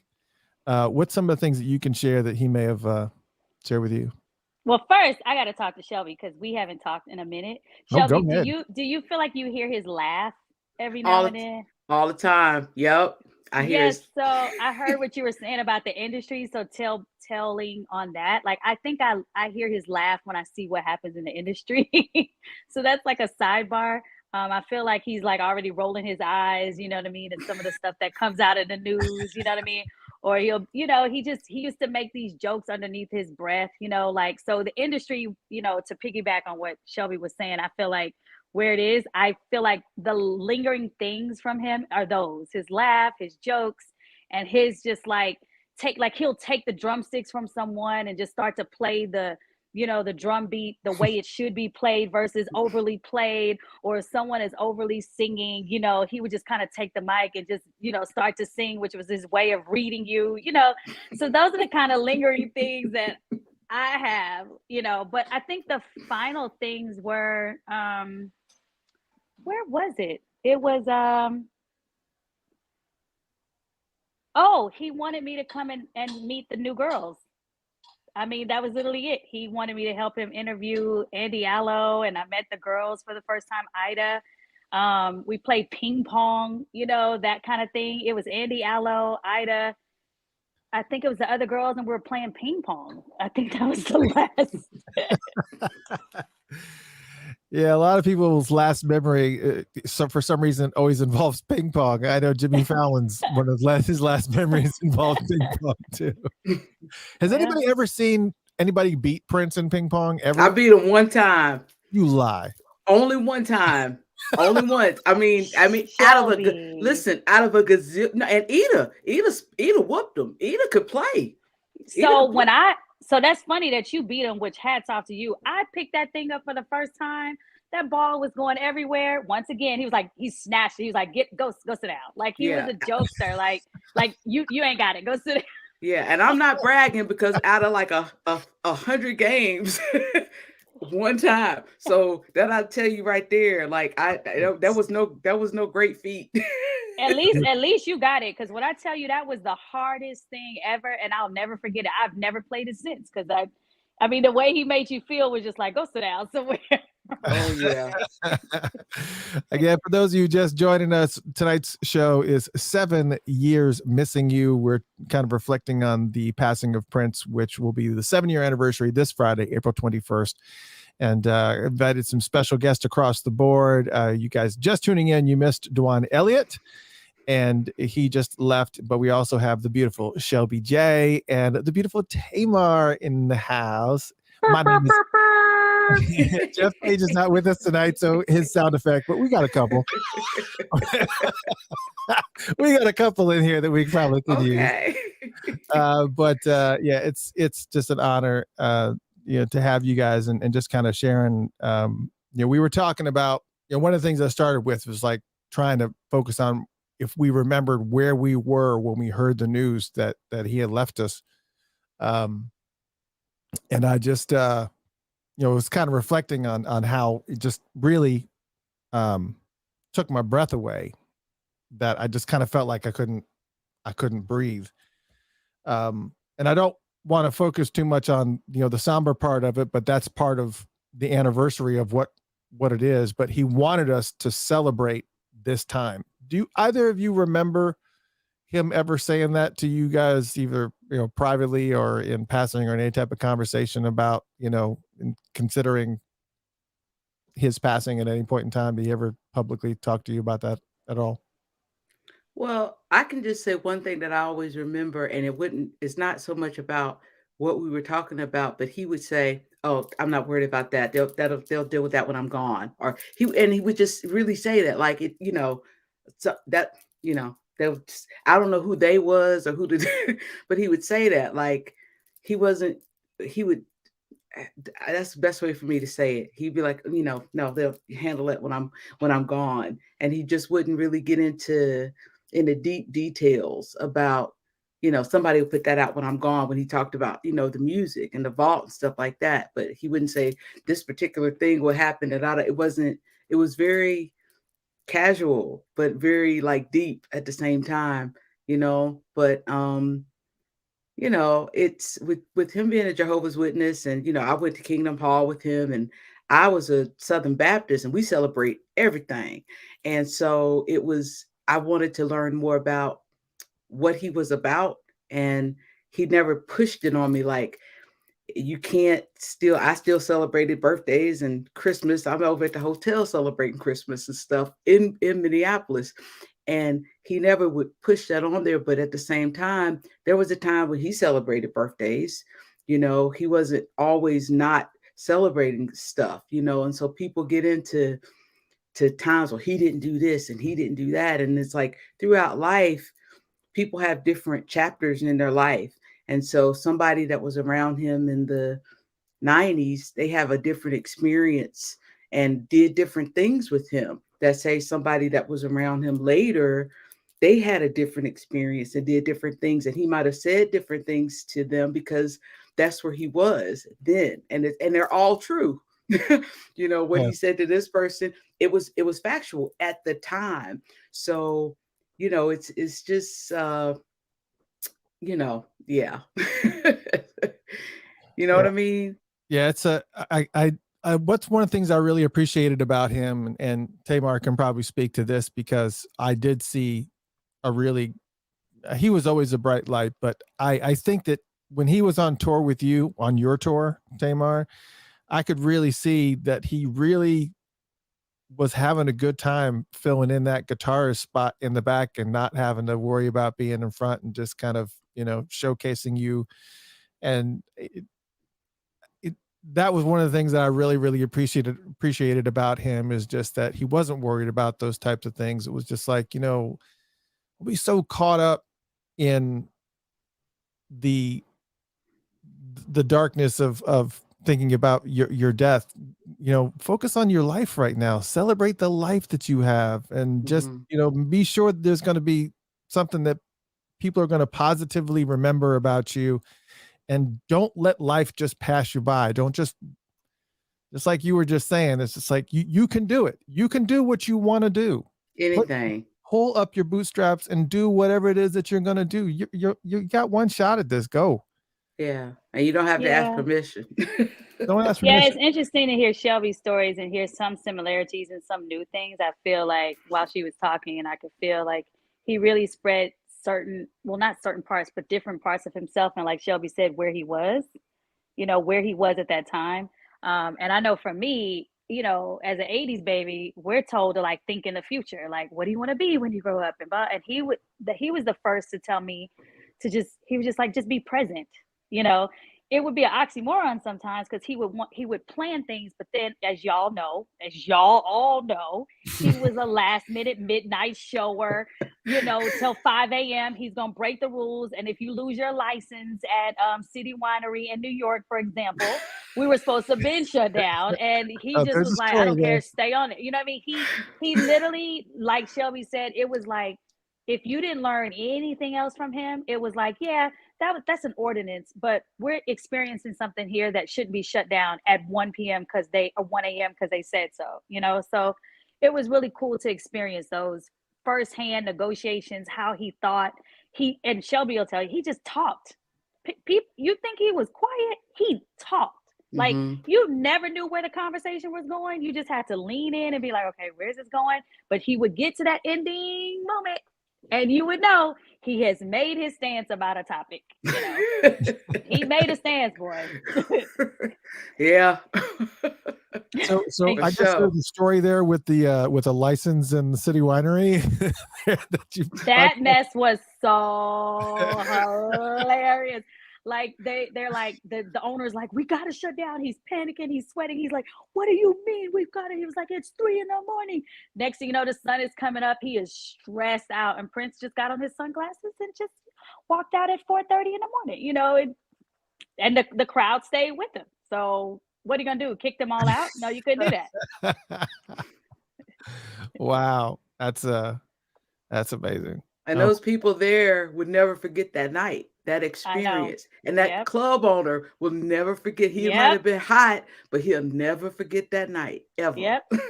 And I'm sure he didn't lose his license. I'm sure if you Google City Winery New York, it's still booming. It's probably booming better because Prince graced the building. You know, it's like, oh, I love those shows, especially when I hear, you know, some of those recordings of some of those shows that somehow people manage to get hold of. So, I mean, I'm not going to lie and say that I don't find them and listen to them, because there's so many amazing moments that are in there. You know, and moments with Shelby, you're all over a lot of those late night shows. Listen, my throat, this half of my throat would be gone.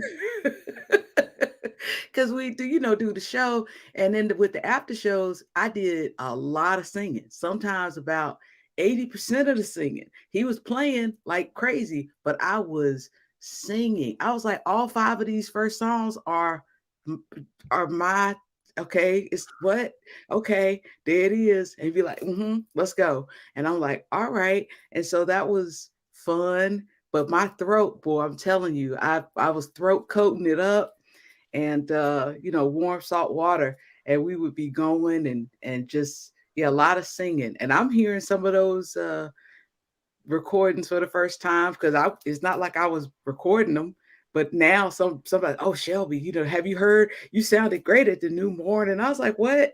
And so they got all the, I don't know how they did it, but they got all, different recordings and whatnot. But those memories, man, are forever. That's forever. That it feeds me, forever. Anytime you look down, you see those Mother's Finest tracks on those set lists. You're like, oh no. Yeah. I mean, it could have been anything. And the covers, Tamar, know the covers. It's the I Never Loved a Man and the Baby Loves and those songs. He loved the female voice, and that was something that just really surprised me, with seeing how he would have all of these songs that weren't his. And they were songs that he loved, and he wanted to hear the female voice sing these songs. And it was like, wow, okay, Arms of an Angel. Okay, Lisa, you and Liv Shelby, y'all are going to do this song. And I had only seen that song on the commercial with the little puppies. Y'all know the commercial was a sad commercial with the puppies.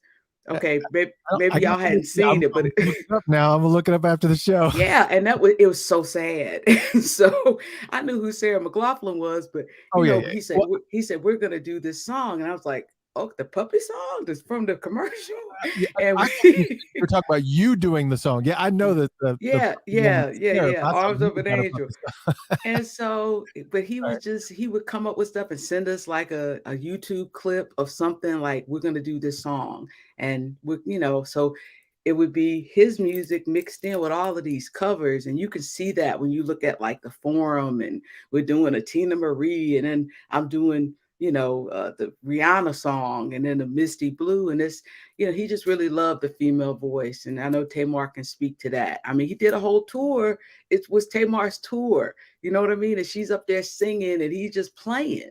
That to tell you right then and there how much he loved to hear the female voice, and to really, those he loved, like the shakas and that was his vibe. He really dug that.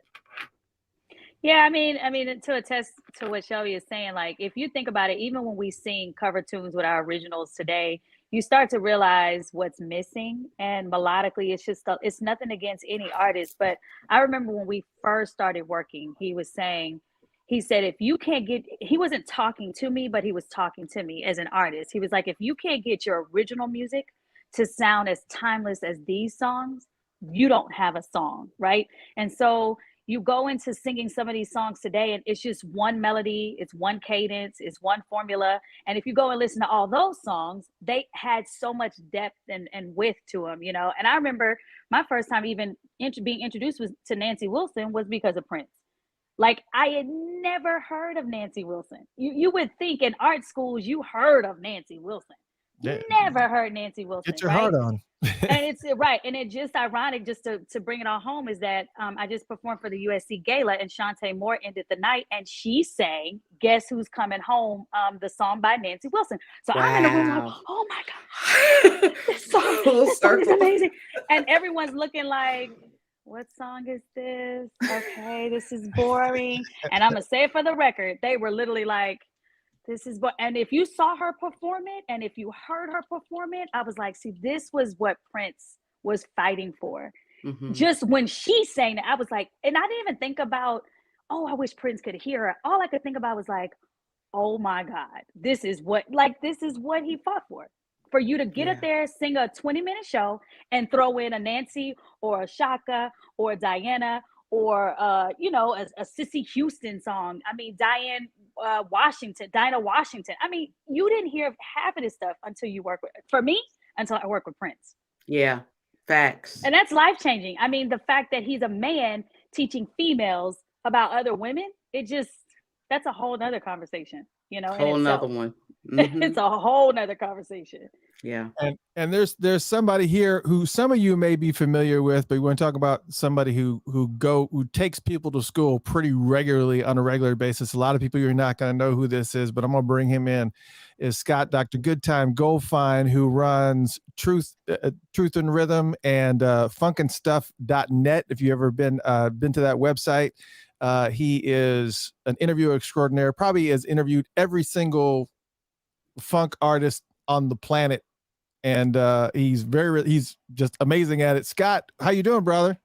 Hey, I'm doing good, Christopher. How's everybody doing, man? Oh, and we're all doing really, really well. Just kind of doing some moments here because I know that Maite is going to be in here in just momentarily. And a quick note too: Morris had Morris Hayes had a family situation, so he's not going to be able to attend tonight. I think I got a text message. I'll find out about that later on, but. Mr. Christopher, quick, you know I'm recording, so I got to dip. But I love y'all. Okay. Tamar, I'm gonna call you. It's on. I love y'all. Bye, all the Purple family. June 7th, she's going to be in Houston. So if you don't have tickets to the Prince Day Houston event, you need to make sure you follow Shelby J and figure out how to go get those tickets. Go to the Facebook group for Prince Day Houston. Yes. And get those tickets because it's going to be amazing. Especially if you're not going to the celebration, you don't need to get up the next day. That's where you need to be in Houston. Shelby, you going to the celebration, by the way? I might. You never know. We'll see. All right. Okay. All right. Shelby, thank you so much. All right. Thank you. Love you too. All right. Bye, Tamar. Bye. Tamar, I know your schedule is tight too, so if you got to go, I get it. But you're more than welcome to hang out too. Just let me know. I can stay 5 more minutes. All right, all cool. Scott, I am so glad that look at that. He even put himself in a corner where he's got a Purple Rain poster on one side and a Silent Times movie poster on the other. That is what room is that, Scott? It's my man den, man cave, whatever you want to call it. It's everything, music room, workout room. Oh wow. Oh cool. But again, for those who don't know, I don't understand why you're just like, not in Scott has got his website called funkandstuff.net, and he has interviewed just about every single person that I can think of in music. I mean, has interviewed everybody. Sometimes I look at his website and I see some of the people that he's interviewed, and it's like a who's who of anybody in music. And I don't understand. He does have a book. Remind me what the name of that book is again. It's Everything is on the One, the first guide to funk. Right. And you can still get that book, and he's got so much information. So he is like a funk historian. So since we're talking about Prince and his impact on music and whatnot, what do you feel like the common thread is that, you know, you kind of see with Prince and some of the, I guess I'm trying to think of the best way to say this, you know, some of the things that he did that you kind of feel really stood the test of time, that made him stand out above and beyond a lot of the artists that you've interviewed over the years? Well, I mean, just his ability to bring together so many diverse styles and elements and bring it all into one unique vision and have it be so cohesive and so accomplished and so natural. Just no one like him doing that. And, you know, I still feel like I'm in denial, you know, and I feel like it happened yesterday. And still miss him so much, but you know, he lives through the music every day in my life still. So Arlene says your interviews with Lisa Coleman are epic. Hey, thank you. I've been trying to get her on the show forever, so that is a win. She said, "Yeah, interviewer extraordinaire." Yeah, if you want to go down a rabbit hole, definitely visit funkandstuff.net. Yeah, I mean, I think you've interviewed pretty much all of MPG. Also, I think there's not many artists that you have not interviewed in his Purple Circle. I don't think. I'm working on it. I got Liv Warfield coming up for the celebration week, so look for that. Are you going to the celebration, by the way? I will not be there, unfortunately. Man, I'd love to. We'd love to be able to see you there. And we still need to be able to kind of get you in here and figure out ways to kind of get you integrated into the Funkatopia family, because the amount of knowledge and it's always good to have an encyclopedia right there on the side. That's always right there. You seem to know anything and everything, but I know we're kind of just bringing people in and letting them share real quick moments, but just kind of, you know, show respects and kind of be gone. But so what's one of your, you know, favorite memories of Prince? Maybe, you know, when you discovered him, you know, and the kind of impact do you feel like he's really left on music? Well, you know, the first time I ever saw him was his performance at the Roxy in 1979, Really? which was his first West Coast show. And I'll never forget that experience, because I was on to him from Soft and Wet, you know, right at the get-go. And he was wearing the bikini briefs and the leg warmers and only singing in falsetto. And, you know, a lot of the brothers there were like not knowing what to make of him. And some of them were like, you know, calling him princess and stuff like that. But all the women were immediately swooning over him from the get-go. I mean, even at that early stage, they knew what was up. And it took some of the fellows a little bit of time to come around, but they eventually did. And I just remember a few key moments like that, and then being there at the Coliseum when he got booed off the stage opening for the Rolling Stones, and then just seeing him come back from that incredible, you know, negative experience and coming to the Santa Monica Civic a year later in that same area and just having his people and turning it out completely. And then that just led to, you know, taking over the world with Purple Rain. But, you know, also think about seeing him at Glam Slam in Los Angeles when Stevie Wonder came out at 3 a.m. and doing Maybe Your Baby, and just seeing Prince like a schoolboy looking up at his idol, you know, looking at Stevie and playing the guitar and just grooving on it. And just seeing Prince in those kind of pure moments, you can't beat it. It's just some of the best moments of my life were seeing those shows. Man. Well, I'm so glad you got an opportunity to see some of that stuff. I didn't get an opportunity to see him until the 1999 tour. So, but I would have loved to have seen some of those early frenetic shows. Frenetic is the best way I can think about it. Tamar, are you leaving? Tamar, thank you so much, dear. I love you dearly. And please let us know when you got new stuff coming out. I know you have some new stuff coming out. I know you're working with Stuart and those guys. So let us know. Be sure you let us know. You promise? I will. Yes, I will. Nice to meet you, Scott. You too. Take care. Peace. Bye, Purple fam. Bye. Bye, Tamar. Yeah, for those of you just joining us, we do have some other special guests that are going to be joining us too. Right now, we have Scott Goldfine, from funkinstuff.net, the Truth in Rhythm series, interviewer extraordinaire. And I do see that we have Maite in the house. Maite's here. She is Maite. I got to get you. Let me make sure that you have. Maite should have the StreamYard link. Gilbert maybe probably sent it. Maite, if you get the StreamYard link, we can get you in here as well. Same, Morris, if you have a moment to come on, please do. But all you fine folks are in here, and we'll make sure. All that being said, yeah, I would love to see those frenetic shows. Those 79 shows are just unbelievable. I just you see some of the recordings of some of those things, and he is just bouncing off the walls. The level of energy is just crazy.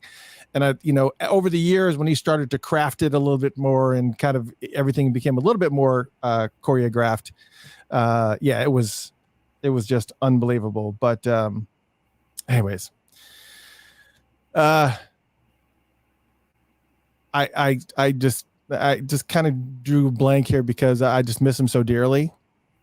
And I don't know how attached you are, Scott, as far as that's concerned in regards to Prince. I mean, because you are a fan of all music, like we all are, but Prince really kind of held a very, very special place in a lot of people's heart. And no, I'm right there. He was like a brother to me. I mean, that's how I felt about it, because I met my now wife because of Prince. Really? Yeah. Back in the early days of AOL, they had a chat room called Paisley Park. And we happened to both go into it at the same time. It was the first night that she was ever on a computer on the internet. And we just went at the same time. She was like, "What is this?" And I said, "Oh, it's a Prince chat room." We just started talking. I started sending her mixtapes of Prince stuff she never heard before. And she was on the other side of the country. And we connected, and we ended up getting married. And our kid, we named Nate, for if Sign of the Times have Nate. Obviously, it was a boy. A boy, and his initials. He's named Parker after Dorothy Parker and Maceo Parker, his middle name, so the initials are MPG. Oh my gosh! Well, so Scott, yeah. I am so glad. Thank you for taking a couple moments to stop in. I know I've got Maite in the green room here. I want to bring her in real quick, and I thank you for taking even 5 minutes out of your time to come by and pay your respects. We need to get you on the show again, because I've said this before. I really want to spend some time geeking out with you, just like have a show where it's just us geeking out on all things funk. But we need to do that. And maybe I need you to come on your show. Hey, let's do it. I think that would probably be easier. But all right, Scott, let me get Maite in here. Thank you so much for dropping in, brother. My pleasure. Thanks for the invite. Peace, everybody. Absolutely. Peace. Okay. And I know that a lot of you fine folks are here because someone really very, very special is in the green room. And I'm going to bring her in right now because she's such an amazing person. Ladies and gentlemen, would you please welcome Maite Garcia in the house? How are you, dear? I'm good. I'm losing my voice. Apologies. This weather change is getting to me. Oh, but no. I wanted to come on here and say hi to you guys. Well, I appreciate it. Thank you so much. It's a blessing to have you on. I've always wanted you to be able to come on the show, and hopefully we'll be able to do like a full interview show. But Definitely. I did want to make sure that I reached out to you specifically for tonight. Well, the anniversary is not until Friday, and I don't know if you necessarily hold if this anniversary is even on your calendar, or how it affects you. I mean, I don't need to. It's crazy. I don't need to know the day. I just know. I just feel it. It's an energy thing. I'm actually performing this Friday.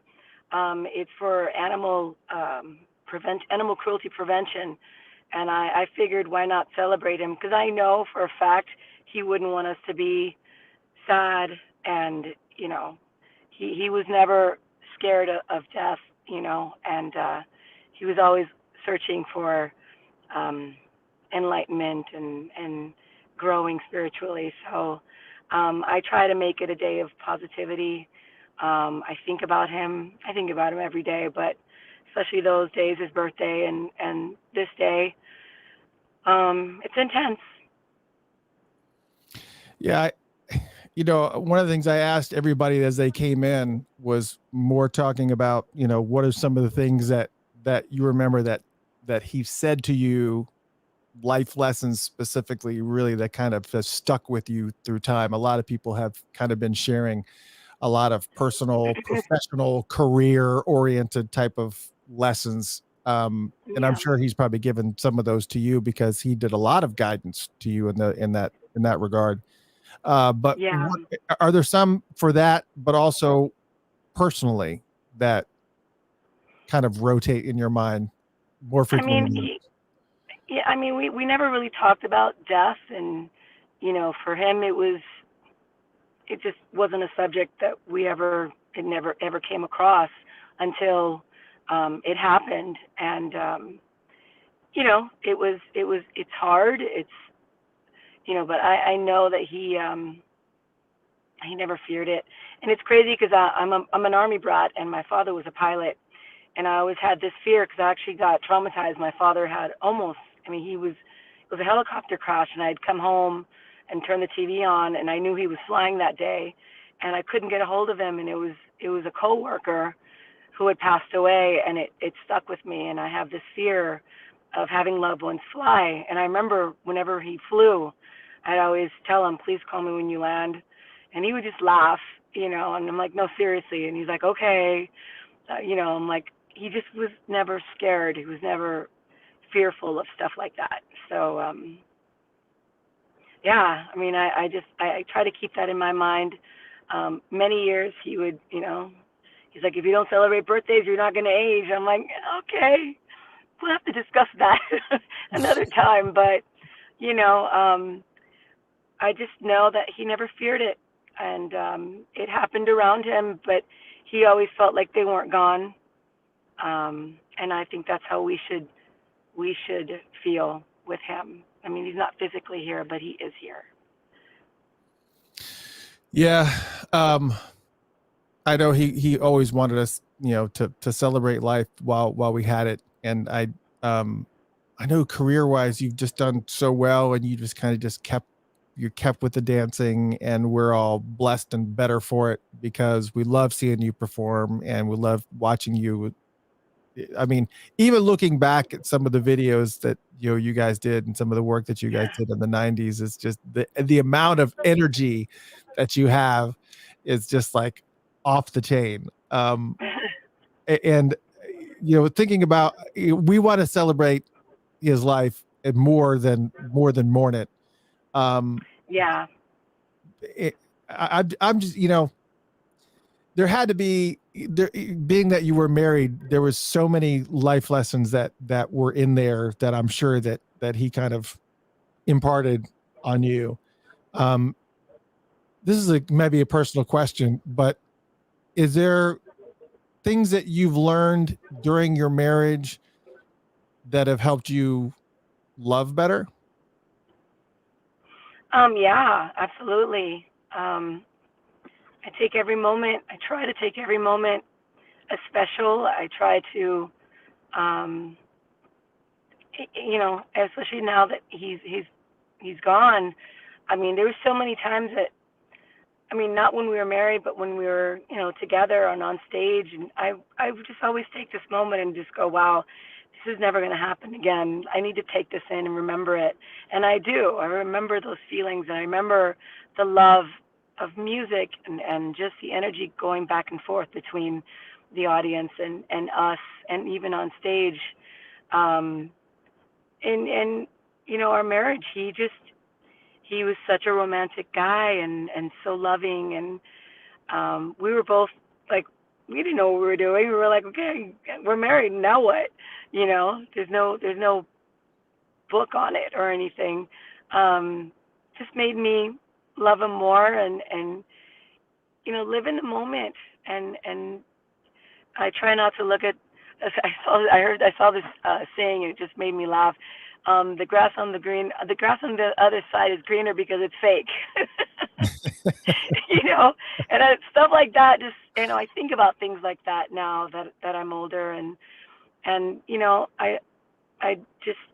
smile and I cherish and honor what we had.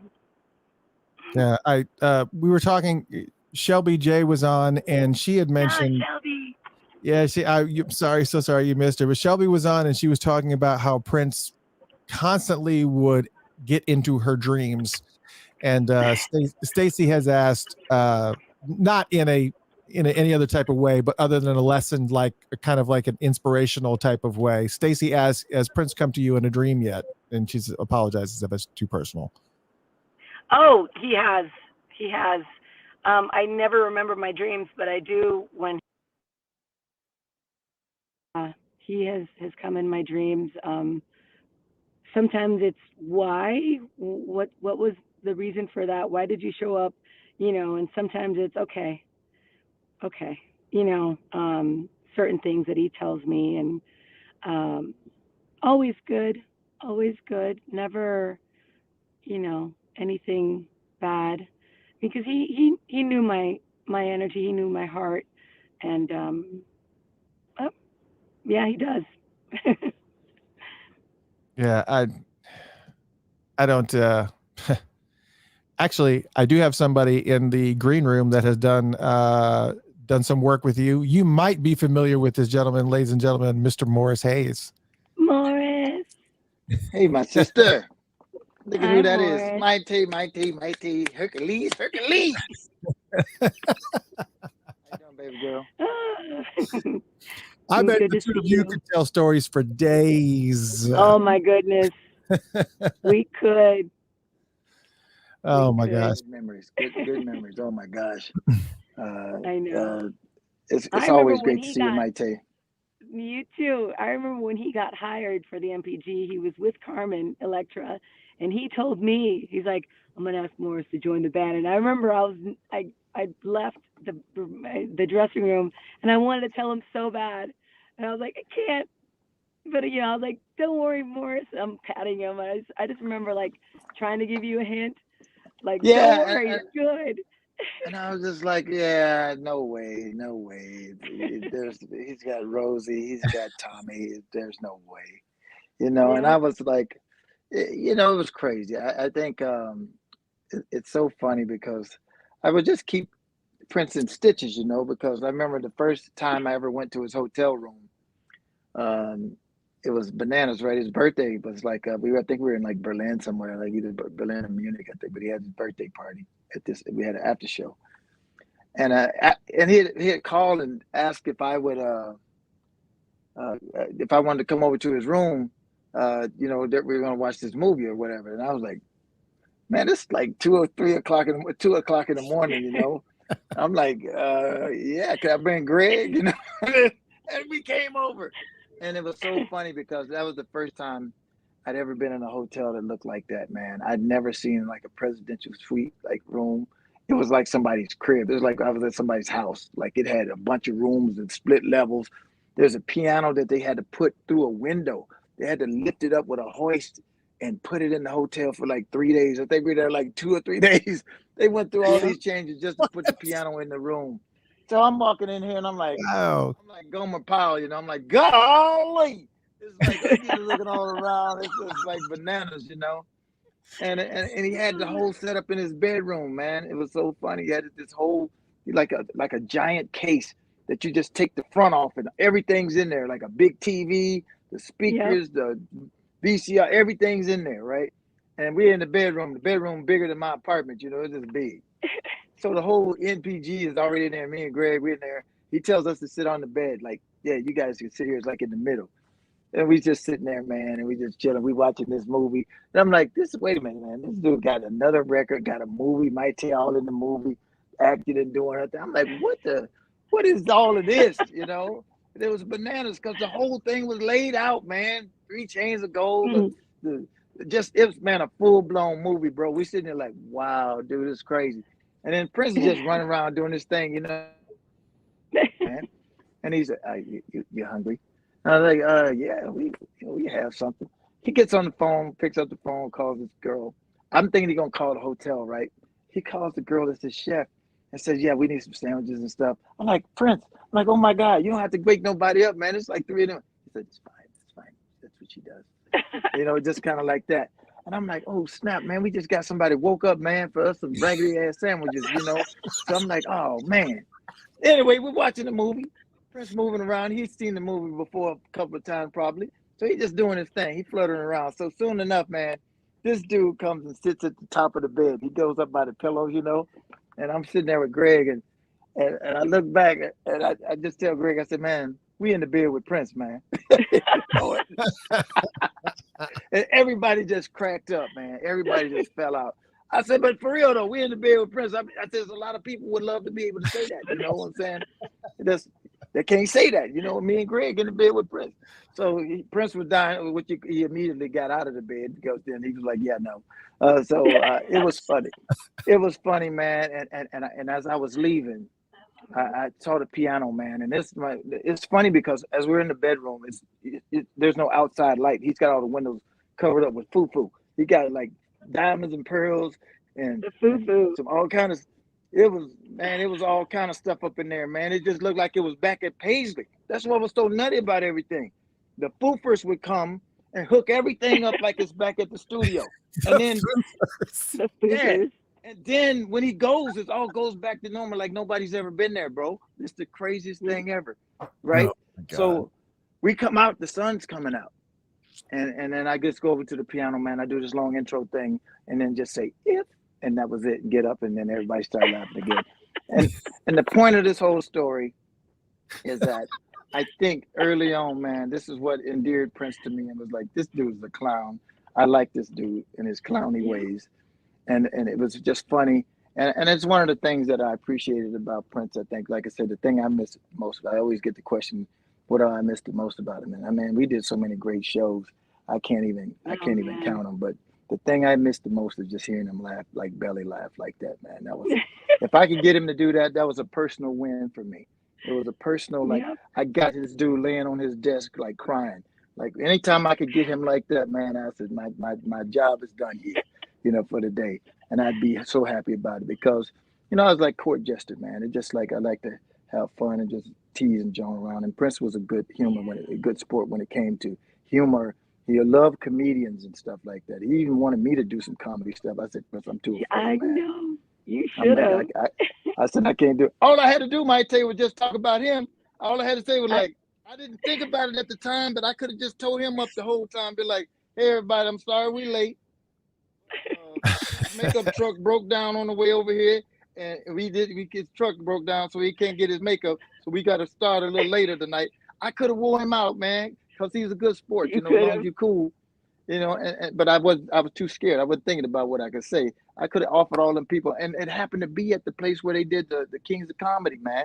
So I was like, I said, no, Prince, there's 10,000 people in here. You ain't got enough money. Get me out here and just get the clown. These people throw stuff in North Carolina. They got guns, bro. I'm like, I'm not doing no comedy. 10,000 people for my first comedy show. No, sir, Jesus. So Morris was talking about the fact that when you started this, you were talking about that they took that window out and put that piano in that hotel room for 3 days, and it was your golly moment. Maite, what was your first golly moment where you were like, wow, I guess he's on another level than us? Is there like a moment that just blew you away? I mean, when I went into the first presidential suite, it was in Germany, and I remember I was like, wow, they have rooms like this, because I'm Army brat, Right. So I was like, wow, this is wow. And then the foof, and then I noticed everywhere we went, it was there. I was like, oh, it's not just the hotel room. He takes it with him, and it's people limo. for that. So what was the common foof that would be in the room? Maite, I'll let you kind of start with that. What's the common, like every room had what? Well, veils on the lamps, always veils, and different colors, maroon, purple, pink, pearls, just stuff that you could strand along. A lot of shaggy rugs, shaggy rugs. They were fake, but shaggy, full fake rugs everywhere. That's what I remember. Yeah. Is there anything other foof that you remember, Morris? No, you know what, man? I took a lot from Prince in that regard, like in terms of like how to like hook, because Prince had this uncanny ability to like take something mundane and make it real cool, because he take it, put some really dope fabric on a road case, and then put some candles and some pearls around it and hook it up, man, and it would be dope, And it's like, man, he just took a box, dropped some velvet on it, put some candles on it, and lit it up, man. And it's dope now, man. And it's just like it got a vibe. Everything with Prince was like vibe. It's just like he wanted to keep the energy. Like Prince was a real stickler about energy and like things that didn't feel good. Like if it was some weird pictures in his hotel, like they got a presidential suite that's dope, but he didn't like the pictures. Guess where some foof was going? Over the pictures. It was like he was gonna cover them joints up. And he didn't want no vampire stuff up in there. Like, yeah, I don't like that. Take that down or put some foof on it and get rid of it, because it just that energy ain't resonate with me. You know what I'm saying? So he was real stickler about when he come into a place and have the vibe, because he just Prince be in a frame. He's like he's got stuff going on. He don't want to have to get caught up in some secondary side stuff. He just want to come in a place. It's got his thing on it. He's in his own environment, and he can focus on the show, focus on what he's there to do. You know what I'm saying? And so he didn't want to get sidetracked off of that stuff. Sometimes I get jacked up because I come in with some different energy, like, "Hey Prince, you see the hockey game yesterday?" And he be like, "Morris," I'm like, "Man, I'm right here, bro. I'm not at the hockey game. I'm over here." So we're gonna stay in this lane right here, bro. I say, "Okay, man, yeah." Because yesterday he could have been in the hockey game mode. But today, not so much, So I had to learn, like, how to direct that, and like when he's in his environment, man. When it's a work mode, bro, it's work mode. Don't bring no side mess and some other stuff, because then it just like take him off the track. What he's trying to do, and he's trying to focus, man. And that's just some stuff you just learn over time. He's just like, oh, okay, because I said there was 5 of them. And so I had to figure out which one I was dealing with every day. I was like, is this Prince number 1? Oh boy, Maite, I know you can speak to that. How many princes did you count? Too many for this show right now. So there had but I have to go, you guys. Okay, I gotta go. Maite, I knew you were going to be stopping in really, really short. Yes. Yeah, we're going to do a full show. Let's do another one. Absolutely, we're going to do that. And I want to talk about love for one another. So I mean, it's something really special that I want to talk to you guys about. So let's plan it really soon. Yes, we have a whole raffle drawing that we've already put together and is ready to go to help raise money for Love for One Another. So that is going to be moving forward, but with the whole scheduling thing. But expect to see more of Maite here on Funkatopia Live. Dear, I can't thank you enough for even giving us 5 minutes of your time. And don't forget, when I come to Vegas, I want my car ride, Maite. I want my car ride. You better call me. You better call me. Work it out, man. Quit playing. Oh, love you, Morris. I'll talk to you guys soon. All right. Bye. Don't hate me because I'm beautiful. Man, you messing with me, man. Don't do that, bro. Man. Oh, man. I'm over here looking at that dude like, wait a minute, dude. Like, what's up? Did you feel like there was some, do you feel like there was some things that you had to change? And by the way, once again, if Maite still listening, thank you so much for dropping in. I know you had a really, really tight schedule, but I can't thank you enough for even taking even 5 minutes out of your schedule to stop in on this very, very special, momentous occasion. But the question I was going to ask was, did you find out there was something that was like a regular part of your daily routine that you had to stop doing once you were around Prince? Like, yeah. like planning things. That's what I had to give up. I gave up planning things because planning doesn't work so good. I found that out early on that you know, Prince flies by the seat. You know, that's what he did, and he expected you to be on call. And it's like I would book flights to go home and to do, man, bro. I can't tell you how much money I torched on some stuff, you know, back in the day. You know, before everything got computerized, you had to just like, you know, before the internet and all this stuff, when you could just do stuff online. There was no online till the middle of the 90s, you know, late 90s. So everything was just like, forget about it, bro. You got to have a hard ticket. You got to go do all of this stuff. Yeah, Just sleep was a sleep, thing I gave baby. up. So it was, Sleep. yeah. So it was like a lot of planning just went out the window, man, because you didn't know you had a day off until the day was over. Like if you were off and something, and then you just 9 o'clock, 10 o'clock, you're like, okay, we didn't get called, so that was a day off. I wish I'd have knew it this morning. I could have worked something out, you know. But hey, bro, Prince was very generous. He paid us for our time and trouble. So I ain't mad at it, man. I mean, it's like that's what you do. If you're a doctor, you're on call. You know, if you play with Prince, you're on call. That's this dude running the show, and he's got things to do. And like I said, I think we were some of the best paid musicians in the game. Uh, so I ain't complaining at all. Just in case anybody wondering, like, well, you were diving the rock. No, I ain't complaining. Don't get it twisted. It's just that's part of the gig, and you do what you got to do. Yeah. Well, Morris, I also appreciate you stopping in. I know I got a text from somebody saying that you had something come up. But I'm Yeah, glad to hear. I had to make a dash, man. My aunt is like you know, that was my mom's older sister, and she is like everything to me, man. Anybody know me, know my Aunt Wilma is the bomb, and I don't care if she need her toenail clipped. She called me, guess what? I'm on the first thing smoking. That's how I get down with my aunt, man. So when she needs something, I just roll. I don't ask questions. I just go. But yeah, man, I'm glad that the show is running a little long, and I got a chance to chime in because Mr. Christopher, the thing is any opportunity I get to thank all of the people who supported us, who came out to shows, who came and did things with us, man. I'm gonna do it because it's just I can't thank these folks enough, man. I mean, we wouldn't have a career if it wasn't for our fans and were not for the people who enjoyed our music and did what we had to do and loved Prince, man. There wouldn't be nothing to talk about. So I'm gonna always fall in where I can, man, and just do a thing. You know, especially with somebody like yourself who have always been cool with us and always, you know, putting us on and you know supporting the music and supporting that. So we glad to reciprocate, man. Yeah, well, I always love having you on the show. You've been on the show many, many times. As a matter of fact, we just had Scott Goldfine on the show from Funk and Stuff. Yeah, I know Scott Gold, fine Gold.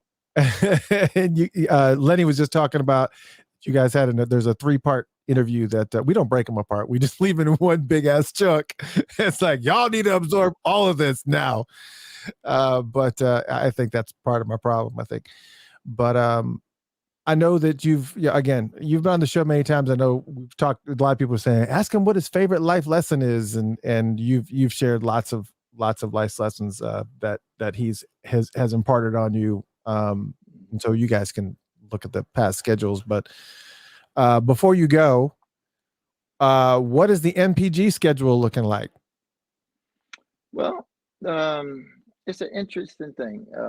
You know, with regard to the MPG, we operated on a license from the estate to be able to use that name. That is a Prince brand. It is something that is a very big asset for the estate. And so, what we're doing at this point, you know, I know that the estate. I have full confidence that they're going to do right by Prince, and that you know this is his family now involved, and you know Londell and everybody, and I have confidence that they're going to do what is necessary to make sure that everything is done the right way. I know that they like me. I know that anything to do with the MPG moving forward, that they will keep all of us in mind when they get ready to do their events. I think they want to go through everything. I know there's a lot to do when you make a transition of the size they're making, man. There's a lot of moving parts in these types of things. And so right now we're not using the branding until they decide whatever they want to do with all of that entity and everything like that. But like I said, I know they're going to do big stuff. I know they'll involve us in whatever that they do and everything like that. So right now we're just kind of letting things just kind of play out and let them get situations together, however they're going to do it. But I feel confident that it's going to be cool when they get everything sorted out the way they want to get it done, you know, and we'll come back and do what we got to do. So there was a lot of reading between the lines there, Morris. You I mean, about as politically correct as you possibly could. Well, the thing is that I don't really know all of the ins and outs of the situation. I just know that we had a 5-year agreement with the estate, the prior folks, Comerica and actually what was the first one, Bremer. That was the deal that we had, and so we knew that I knew for sure that there would be a reevaluation at the end of that time. So you know what I'm saying, and so that's what they have to do. I knew that would happen, and so that's what it is, and so. My thing is always is like, man, I'm cool for what they didn't have to give us that whole deal. There was a lot of folks that were, in the NPG that they could have. I'm sorry, that they could, be in such a, it's not like the revolution. There's like 5 of them, and it's just the same people. But the NPG had a lot of different versions of it, and so there's a lot to take in consideration when a band the size of the NPG. That was like Parliament Funkadelic. Parliament could send out 10 bands right now if they used everybody that's been through that camp. So I think the right thing for me, rather than, I have to be careful because what I don't want to give the appearance of is that somehow we've been slighted or somehow we've been this and that and the other. It's important for me that we're not the story with the fans and, not to invoke like, well, why not? Why can't, that's not, it's neither here nor there on that point to me. It's like, I'm going to work with the estate. I'm going to work with whoever that needs me to do it, because the cool thing is, man, as far as I'm concerned, brother, I had a long and illustrious career with Prince. I'm not going to be like at this point in the game, like going up in arms about whether or not I can go and play as the NPG. If I have to stop today, brother, it's all good. I had a great career. I did what I did. I love what I did, but that's the simple fact of the matter is that is a wholly owned subsidiary of Prince Inc. That's their stuff. And so what I can do is offer my services in terms of what I can do. And if I like it, I go with it. If I don't, I keep it moving. As simple as that. My career is made, man. So as far as I'm concerned, and I always hear the ones that'll be like, oh, y'all just making money off Prince back. And y'all just on riding Prince, this, that, and other. And I tell folks like, that's what I did for 20-some years, is make money off Prince's back. What the hell you think I've been doing? I didn't make it off of my back. I worked for Prince. I played Prince music. So I don't that kind of talk, man. I don't even get down with it. It's just like that's what I did for a living. I worked for Prince. I worked in the band. I had an extraordinary career, and at this point, if that has come to this place to its end with as far as me, brother, I ain't complaining. I stayed there longer than anybody, so I'm not tripping. And as far as I'm concerned, when you got some different people, I'm cool with it, man. It's like, let them kids get some money, man. I lived a crazy life. Let them go on the plane. Let them do some shows, and somebody else get an opportunity to do what I did, man. I mean, shoot, if I don't make it now, after everything I did with Prince and everything I did, that ain't Prince's fault. It's my fault. You know what I'm saying? So I'm not tripping about it. And like I said, I think in my career, man, and when it comes to the band and when it comes to other things and me being a band leader, bro, I'm not an administrator. I'll be the first one to tell it to you. I made some missteps with the band, with some personnel. Me and Damon there was this whole thing, but I love Damon. He's my brother, and we may have disagreements about anything and things like this, man, but I don't trip, man. It's like I've made some bad decisions, and where I can, I say, hey, brother, forgive me, and I mean what I say, and I say what I mean. You know what I'm saying? So that's all I want to do, is make sure that whatever I do in Prince's name, I do the best with it. And like I say, sometimes I fall short, but most of the times I do what I do in love and with the reverence to the Prince's memory, because I don't get dragged into stuff, because I'm not going to be the cat that's going to be out here making waves, man. This is not my part in it. Don't even matter. It's about the music. It's about Prince. And so then I got to just always make sure I represent it in the right way. And that's what I'm going to do. Plain and simple. And this is not hard. This is not, you know, hyperbole and all this kind of stuff. You know me, man. I'm cutting to the chase. It's easy for me. Yeah, and you've always been like that. I mean, every single time you've always, you know, been on the straight and narrow, and I've always respected that about you. It's like, even with all the stuff that kind of has been going on recently with the estate and everything. Well, all that, let me rephrase that, because Twitter has been taking little clips of my shows and let me be real clear. Their perception about what the estate is doing has not been positive right now. And so I can greatly appreciate your perspective as to the way you just laid it out, where it's like, you know, hey, they know what's best for this situation, and it may not align with what the fans are offering right now. So that's think about it like this. Let me just say this, brother, real quick. Think about it like this, and this is why, you know, when I did this what is it, 60 Minutes thing, some of you may have seen it. We interviewed all day, bro, for a 30-minute segment or something like this. There's a lot of stuff I said in that didn't make it to television. And one of the things that I said was this: when it came to, they asked me, you know, because I was ready for 60 Minutes. You know what I'm saying? I've been doing these interviews for a lot of years, man, because Prince would put me out to do them just like some of the rest of us. And so I was ready for some crazy shit. But like they was getting ready to come with some. I talked to the people that was with the estate, and they were kind of concerned about it. I said, fear not, don't trouble your head. Let them come out the box with some wrong mess. I'm gonna get it straight, all right? Because I know what I'm talking about when it comes to Prince, and I can speak on that because that's something I know a little bit about. And so I said, let them come sideways and ask me something stupid. They're gonna have a sound bite for the show that night, all right? And one of the things I said on that interview was when they asked me about, well, who should own? I said, man, this, number one, is like I'm cool with a lot of stuff that the folks that have done with some of the releases and some of the things like that. I'm really cool with a lot of that. But I said, at the end of the day, this is Prince's family, bro, and they deserve whatever. Prince didn't have any heirs or anybody like that. Then, and if he didn't have a will, that is his family. So at some point, they should get their brother's stuff. If that's what it is, that's what it is. I mean, if Prince wasn't concerned about that kind of stuff, he didn't care nothing about this mortality stuff. He was doing his thing. And he didn't even want to talk about stuff like that, like what Mike was saying. I know this for a fact. This dude, you could go to talking about some stuff. I told him one time about, you know, the recordings in the vault. We need to like go get them, you know, they're oxidizing and that kind of stuff. And man, Prince wasn't trying to say for what? Like I said, well, Prince, for posterity, this is all Smithsonian grade stuff in the vault, man. He wasn't thinking about that, man. He was like, I'm the one that was like, well, bro, we gotta go and for posterity and save it and save the vault and all this stuff, man. He was like, man, for who? Warner Brothers? So, you know, he wasn't tripping, man.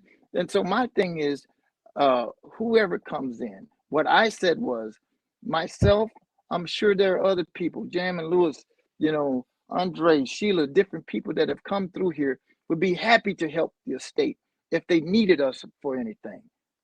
My thing is this: if they don't know how all of this stuff works, it would behoove them to talk to some of us who came through and dealt with all of this stuff, man. And just I would offer that up just as a thanks to what Prince was to me. Prince paid me, man. My family got broke off. Everybody got help when Prince helped me. I owe it to him. Do the best I can to like make sure whatever my don't need none of us. His music is already made, bro. It's already there. All he needs is just for people to hear it. What I would like to do is like anything that I could suggest based on my time in 20 years with Prince. Maybe I could say something and say, hey, one of the things Prince talked about was doing something on Broadway. Prince talked about wanting to do something on Broadway. I would tell them all of the stuff that he told me. And so that they could do things like that and maybe proliferate things like that. I also want to listen to the fans because I think that's one of the most important things that was about Prince and about us is that what the fans feel is important. So I know myself, if I'm going to make a lot of talk about some stuff, I talk to the people that love this music and say, what do you think? And what do you think about stuff? And so, man, for me, I know there's a lot of moving parts. This is a big deal. It's a big company. Prince had stuff all Mhm. over the place. He had music. He had his whole thing is an industry. And so sure, I'll do whatever I can do because I feel like I'm duty bound to do that. And I'm sure some of the other folks that came through would do the same thing too. You know, Right. it's just that's just what it is. And so it's not a matter of, I'm always, words are powerful, brother. And I always try to be careful about what comes out of my mouth because that has power. And so I don't speak negatively on folks, a lot of different stuff like that. I'm trying to bring light. I'm trying to bring joy, stuff like that I associated with my role with Prince. And this is the kind of stuff, man. I don't want to bring strife and confusion. That's not something I don't want to be in.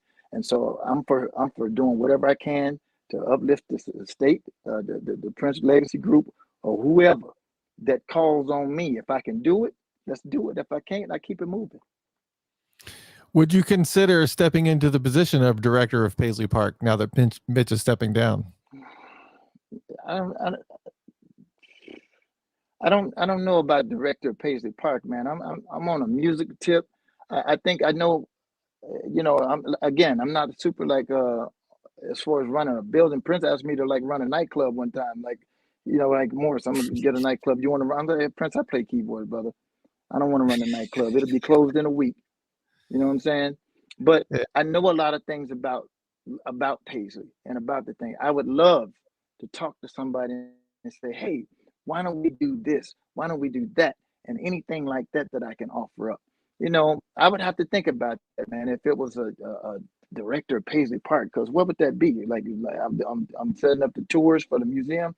I don't think that's something that my services would be super great at. But if we're talking about music, if we're talking about shows, if we're talking about stuff like this that is near and dear to my own heart, I love all this music that Prince made and that we made.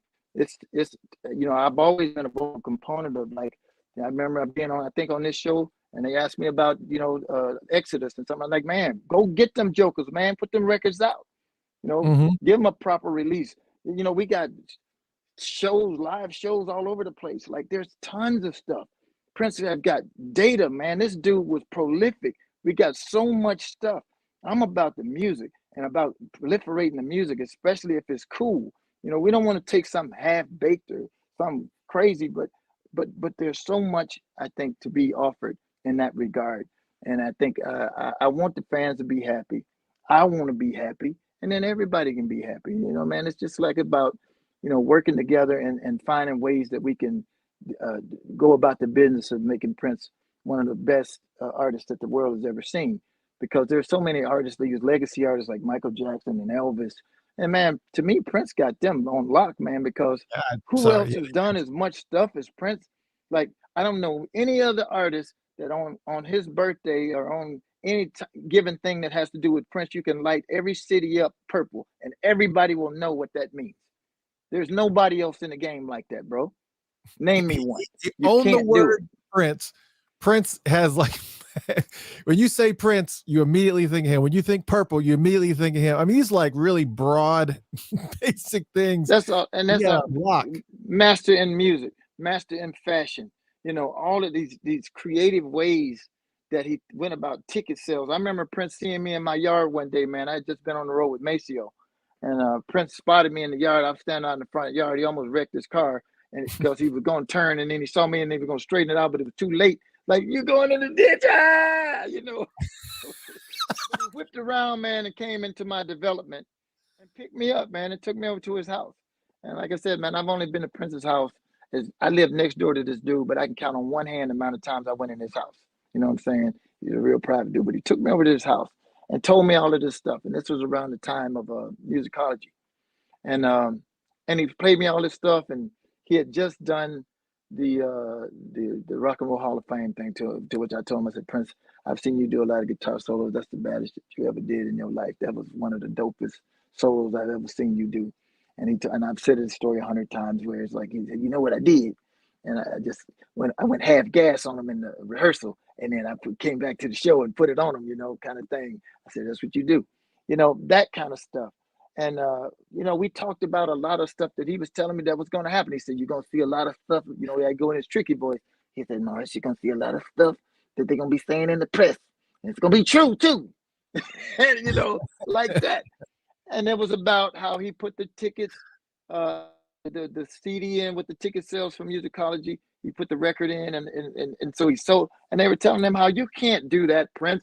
We're sound scanning. We got to count them. And he says who? That's your game. You made your own game. I'm making my own game. You can't tell me what I can do.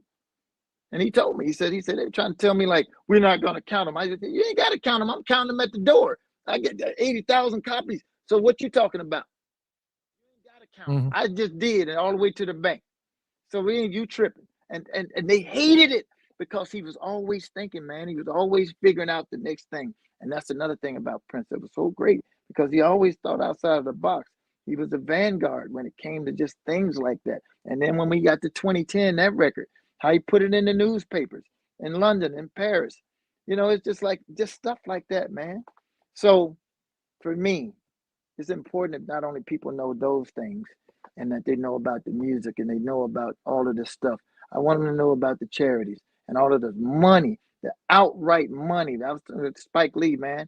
And Spike was talking about how he ran out of money for X. And Prince gave him a sack full of money. And just like, boom. Just like that, man. And that's what this cat did, man. So for me, if they want my help, if they ask for it, I will do whatever I can do. And with that I can't, I will keep it moving. Simple as that. And I just leave it there, man. And so I talk to Lundell, I talk to different people. They know, I was back with Lundell back in the day. And they all know. And all of the people before Lundell know that when it comes to more, then you can count on me if it's going to be of service and of help. Because if I cannot help, then I don't need to be there. I don't need to do nothing. I just remember my days and enjoy the memories and keep it moving, brother. That's all it is. Man, I can't add anything on more than that. You said it all. You said it all. I talk a long time. That's why you just should have me come on these shows like this. And I always have you come on. Up out here in the woods, man, and don't be talking to nobody. So when I get on these shows, I go on. You've got my cell number. I get text from you every now and then. I know when you want to talk. Listen, I want to thank you again for taking time and coming. And I know this is a really difficult anniversary coming up here of 7 years of him being gone. And I can't believe it's been 7 years. And I've already said it a few times during this broadcast. It does not get easier. But I may ask your advice because, as you know, we have the Funked Up app that has a 24/7 Prince radio station on it that is ASCAP licensed, by the way. And I'm trying to figure out something special to do on that day. What can I play that will commemorate? I mean, the station just its very existence commemorates his memory, but I feel like that I need to do something. I don't know what. You know what, man? Thank goodness somebody else get to feel this feeling that I feel when I have to make up a set list. It's so much stuff. That's why I asked you. It's so much stuff that we could do because this dude was prolific. Bruh, thank goodness somebody else got this problem besides me. There's so much stuff that you could do. So much of the what I refer to as the obscure tracks that are just as dope as anything, like the hits, And that's always the hard part about creating a set list, because there are those who want to hear the obscure stuff that he never played and that they love and that's their favorites. And then there's those who want to, that want the hits and you want that. And so it's always there's a tight walk to try to figure it out. What you could do is I like interviews where I get asked questions that, a lot of people have watched my interviews and they hear the same story, because if you ask me the same question, I'm going to tell the same story because that's the story that goes with that question. And so people are like, what Prince like to eat? Then you're going to get that answer that I know. And, that's just, it ain't going to keep changing. So it's going to be the same thing. But what we have with the music, we have so many directions we can go with the music and not hit, you won't even step on somebody else's thing. It's just like it's so many things, B-sides and other obscure tracks that this man has done that so many people go like, that's my jam right there. See, y'all don't know nothing about that, and it's so many tracks like that. So for me, brother, the Exodus stuff was just for somebody to just come in the studio and call a track and just call some changes. Put Michael Bland and Sonny and Barbarella on there and just call changes, and that's the record. And you just do that, man, and then come up with a masterpiece and do some stuff like that. That's to me, man. It's just like he did good, and it's real. And the unreleased album, which I have not heard, which I'm loving, I desperately want to hear, is the one that he did with Mono Neon. Black is the New Black. I'm hoping that sees the light of day at some point in time. But there's so much stuff that a lot of people don't even know about that's just sitting there in that vault. And that's what I was talking about as far as the director of That's Hazy what Park. I'm talking about, bro. That's what I'm talking about. Somebody that is that in itself. Yeah. Somebody and that's what I'm talking about, brother. Go ahead. Yeah. And that's what I'm talking about, brother. It's so many things. It's like I just liken it to like just going into like the Guitar Center for like a musician, and there's instruments in there. You just like going in the vault is like that. There's so many things. I remember when I used to go in the vault back in the day, especially early on in my career, when I had to like gather all of that stuff because of the technology I was using, and that was me and Tommy were using. And I had to gather all of this stuff, man. And I would just walk by there and look at the titles on some of these. It was Miles Davis, like Mavis, George, like all of these folks, man, like, just all of these things. And I'm just like, God, oh, look. And I couldn't be in there like long as I wanted to just look at everything because I was on a mission. I had to go get what he needed me to get. And so I had to squeeze all of my looking in while I was looking for my stuff. I just be like, okay, we're going to go that one. And it's just like, it was the who's who of the music industry, and I was like, what is that? What does that sound like? And so, bro, there's plenty of stuff I have no clue about. That was before me and after me. And that's the beautiful thing about it. It's a lot. But that also means that there should be a lot of music for fans to hear and for all of us to hear at some point because it's in there. Like Prego, it's in there. And I've said we'll see what happens, brother. I mean, I've said it here. I've said there's no reason why the estate can't beat the bootleggers right now. With the amount of live shows that they have, they could be putting this stuff out in these massive waves that it's all kinds of stuff. There's all types of things. But you're right, bro. I remember Prince, speaking of the bootleggers, this was crazy. I went into his office one day, man. He had these two big boxes of CDs and stuff over there, man. And I just came in and he was talking to me like, yeah, there's been some bootleggers and blah blah blah and all of this and I'm like, oh yeah, and I said, how do you figure? He said, you see these boxes of stuff? He said, I got those in Amsterdam, and it was two big boxes, yo, like big joints, and they're full over the top with stuff. And I'm like, oh, yeah. And he's like, and I'm going to get to the bottom of who bootlegging and all of this. And then I kind of like, hey, wait a minute. You got me here. Do you think it's me that's the bootlegger? Because I said, because if you think it is me, you got me effed up. Because I just said that, bro. I said, you can spend every quarter, God is my witness. I said, you can spend every quarter you got. You'll never trace no bootlegs back to me, bro. But my point was, when he showed them to me, at first, I was looking at them and they were dope. Like the artwork. Everything was like, oh, I'm like, when did we do this? He said, we didn't do this. It's like the bootleg. I was like, oh, because some of them graphics is tighter than ours. I was like, ooh, this look dope. When we do this? So my thing is, yes, we can beat the bootleggers because we have the blood from the dirt, because it's all in there, like I just said. And at least for my time of seeing, it's there. So we have the ability, I think, they have the ability to go in and make sure the stuff is mastered by today's standards, that it sounds like that the stuff is like dope. You know what I'm saying? Because they got it. They got it. The bootleggers always had to take it from somewhere.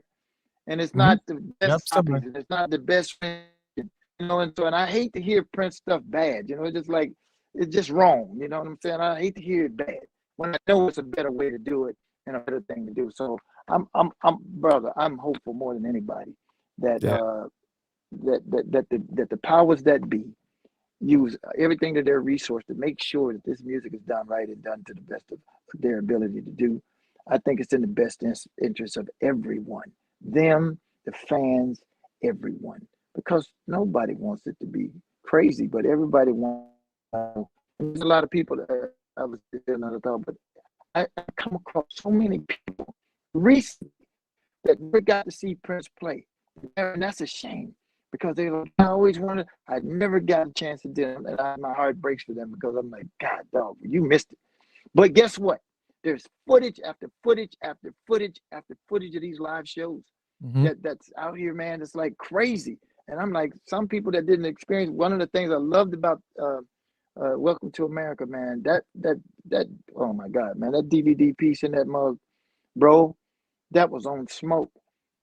You know, he killed that show. We killed that show, and there's bleeped out. I was so intense. You bleeped out. I was like, it's ton of that stuff, man, and it's just an endless river of this stuff that I think from all of the shows that I did over a span of 20 years. And then think about the Revolution, man. At the height of his career, that's like just like smoking. They was the baddest joints out. You know, so I'm saying there's tons, man. To me, that's on its logical. It makes sense. But hopefully, all of that's going to get sorted out, man.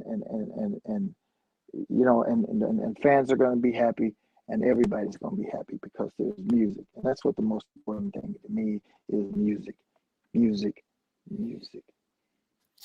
Morris, are you coming to the celebration, or are you going to be in town that week? I'm gonna try. I'm supposed to be in Hawaii like right prior to that, and same. Are you serious? I am going. You are kidding me. I'm going to be in Maui until June 6th, or June 5th or June 6th. I'm like there the week, and then I'm like flying in. I'm like home for 2 days, and then I'm flying out to. Well, man, we better get a drink. We need to get a Mai Tai at the Luau. Now leave Mai Tai out of this. Out of this. She don't need a drink. She got dogs to worry about. So we're gonna leave Mai Tai out of this. Little teeny dogs. That's my Mai Tai jokes. You know, you could get a few in. Like she's Mai Tai. Yes, Mai Tai. Morris, thank you so much for dropping in, brother. Any parting words you'd like to share, but we kind of get a little bit closer to that fateful anniversary? You know me, brother. I'm gonna always say thank you to all of the fans, all of the people that have followed us, that have followed me, and been kind to me. I'm gonna always go with the fans first, man. And Prince used to like that about me. He said people like you, man. You go out and talk to people. I always did in my career because I always felt like I was very lucky to be in a role like that, man. And people pay money to come see us and stand in lines and do all of this stuff, man. I'm gonna go say ta-ta. My grandma say, learn to say ta-ta when somebody do something good for you, man. So I got nothing but love for the fans.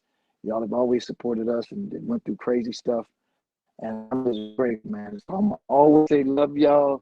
Thank y'all, man, for doing that. Seeing that a brother just be out here doing rock and roll to make a living at the music, man. Yeah. Morris, I can't thank you enough. Thank you, brother. Have a good night. Thank you, bro. You too, man. Thank y'all, man. Y'all have a good night. Have a good night, everybody. All right, ladies and gentlemen, man, what a full night. Holy cow, what a full night. And Tamar, Shelby J, Maite, Morris Hayes, Scott Goldfine. I mean, come on now. It's just been a very, and I know I left somebody out too.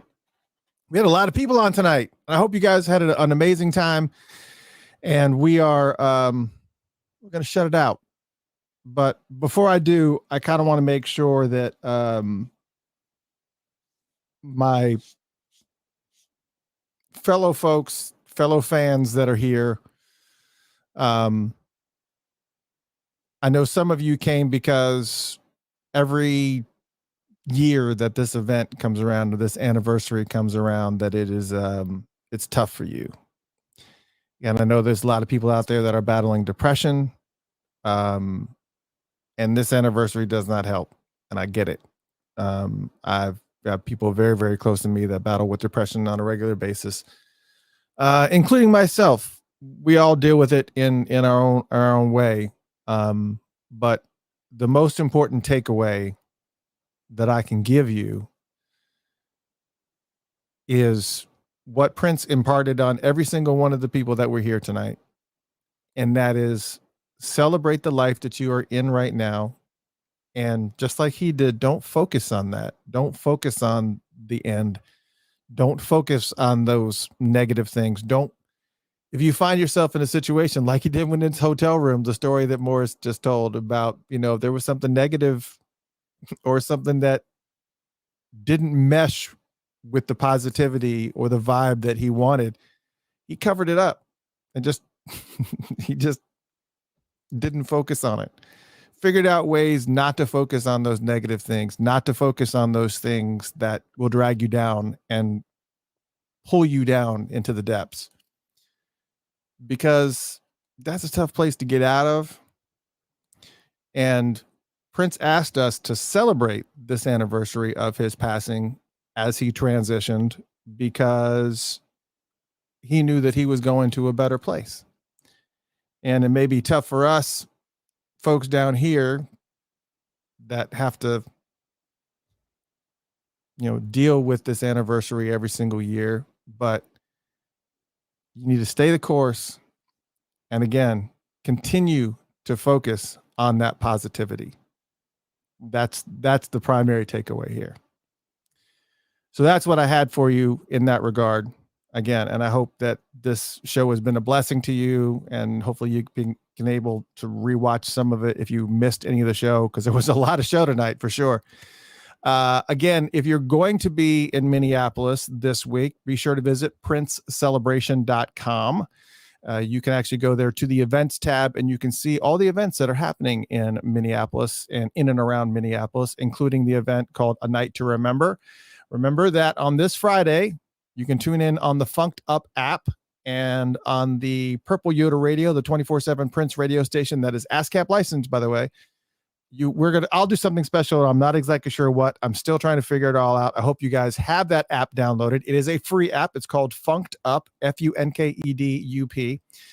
If you want to also experience other really cool things like, some of these little deeper uncut things and music and whatnot, support us. Patreon.com/Funkatopia. That's patreon.com/Funkatopia. It is, it's pretty important that you do that, because that's what keeps this radio station on the air, because those ASCAP license fees are no joke, just so we're clear. So if you're enjoying the Funked Up app or anything, please make sure that you help support us wherever you possibly can. Anyways, that all being said, I hope that you guys have an amazing night. I hope you had an amazing time just watching some of these incredible people throughout Prince's life. Thank you so much to everybody that came on the show. Morris Hayes, Maite, Shelby J, Tamar. I mean, just Scott Goldfine, all you people. Thank you so much for tuning in. And I hope that you guys had an amazing time. We will see you maybe next week. I don't know. I don't know what's going on.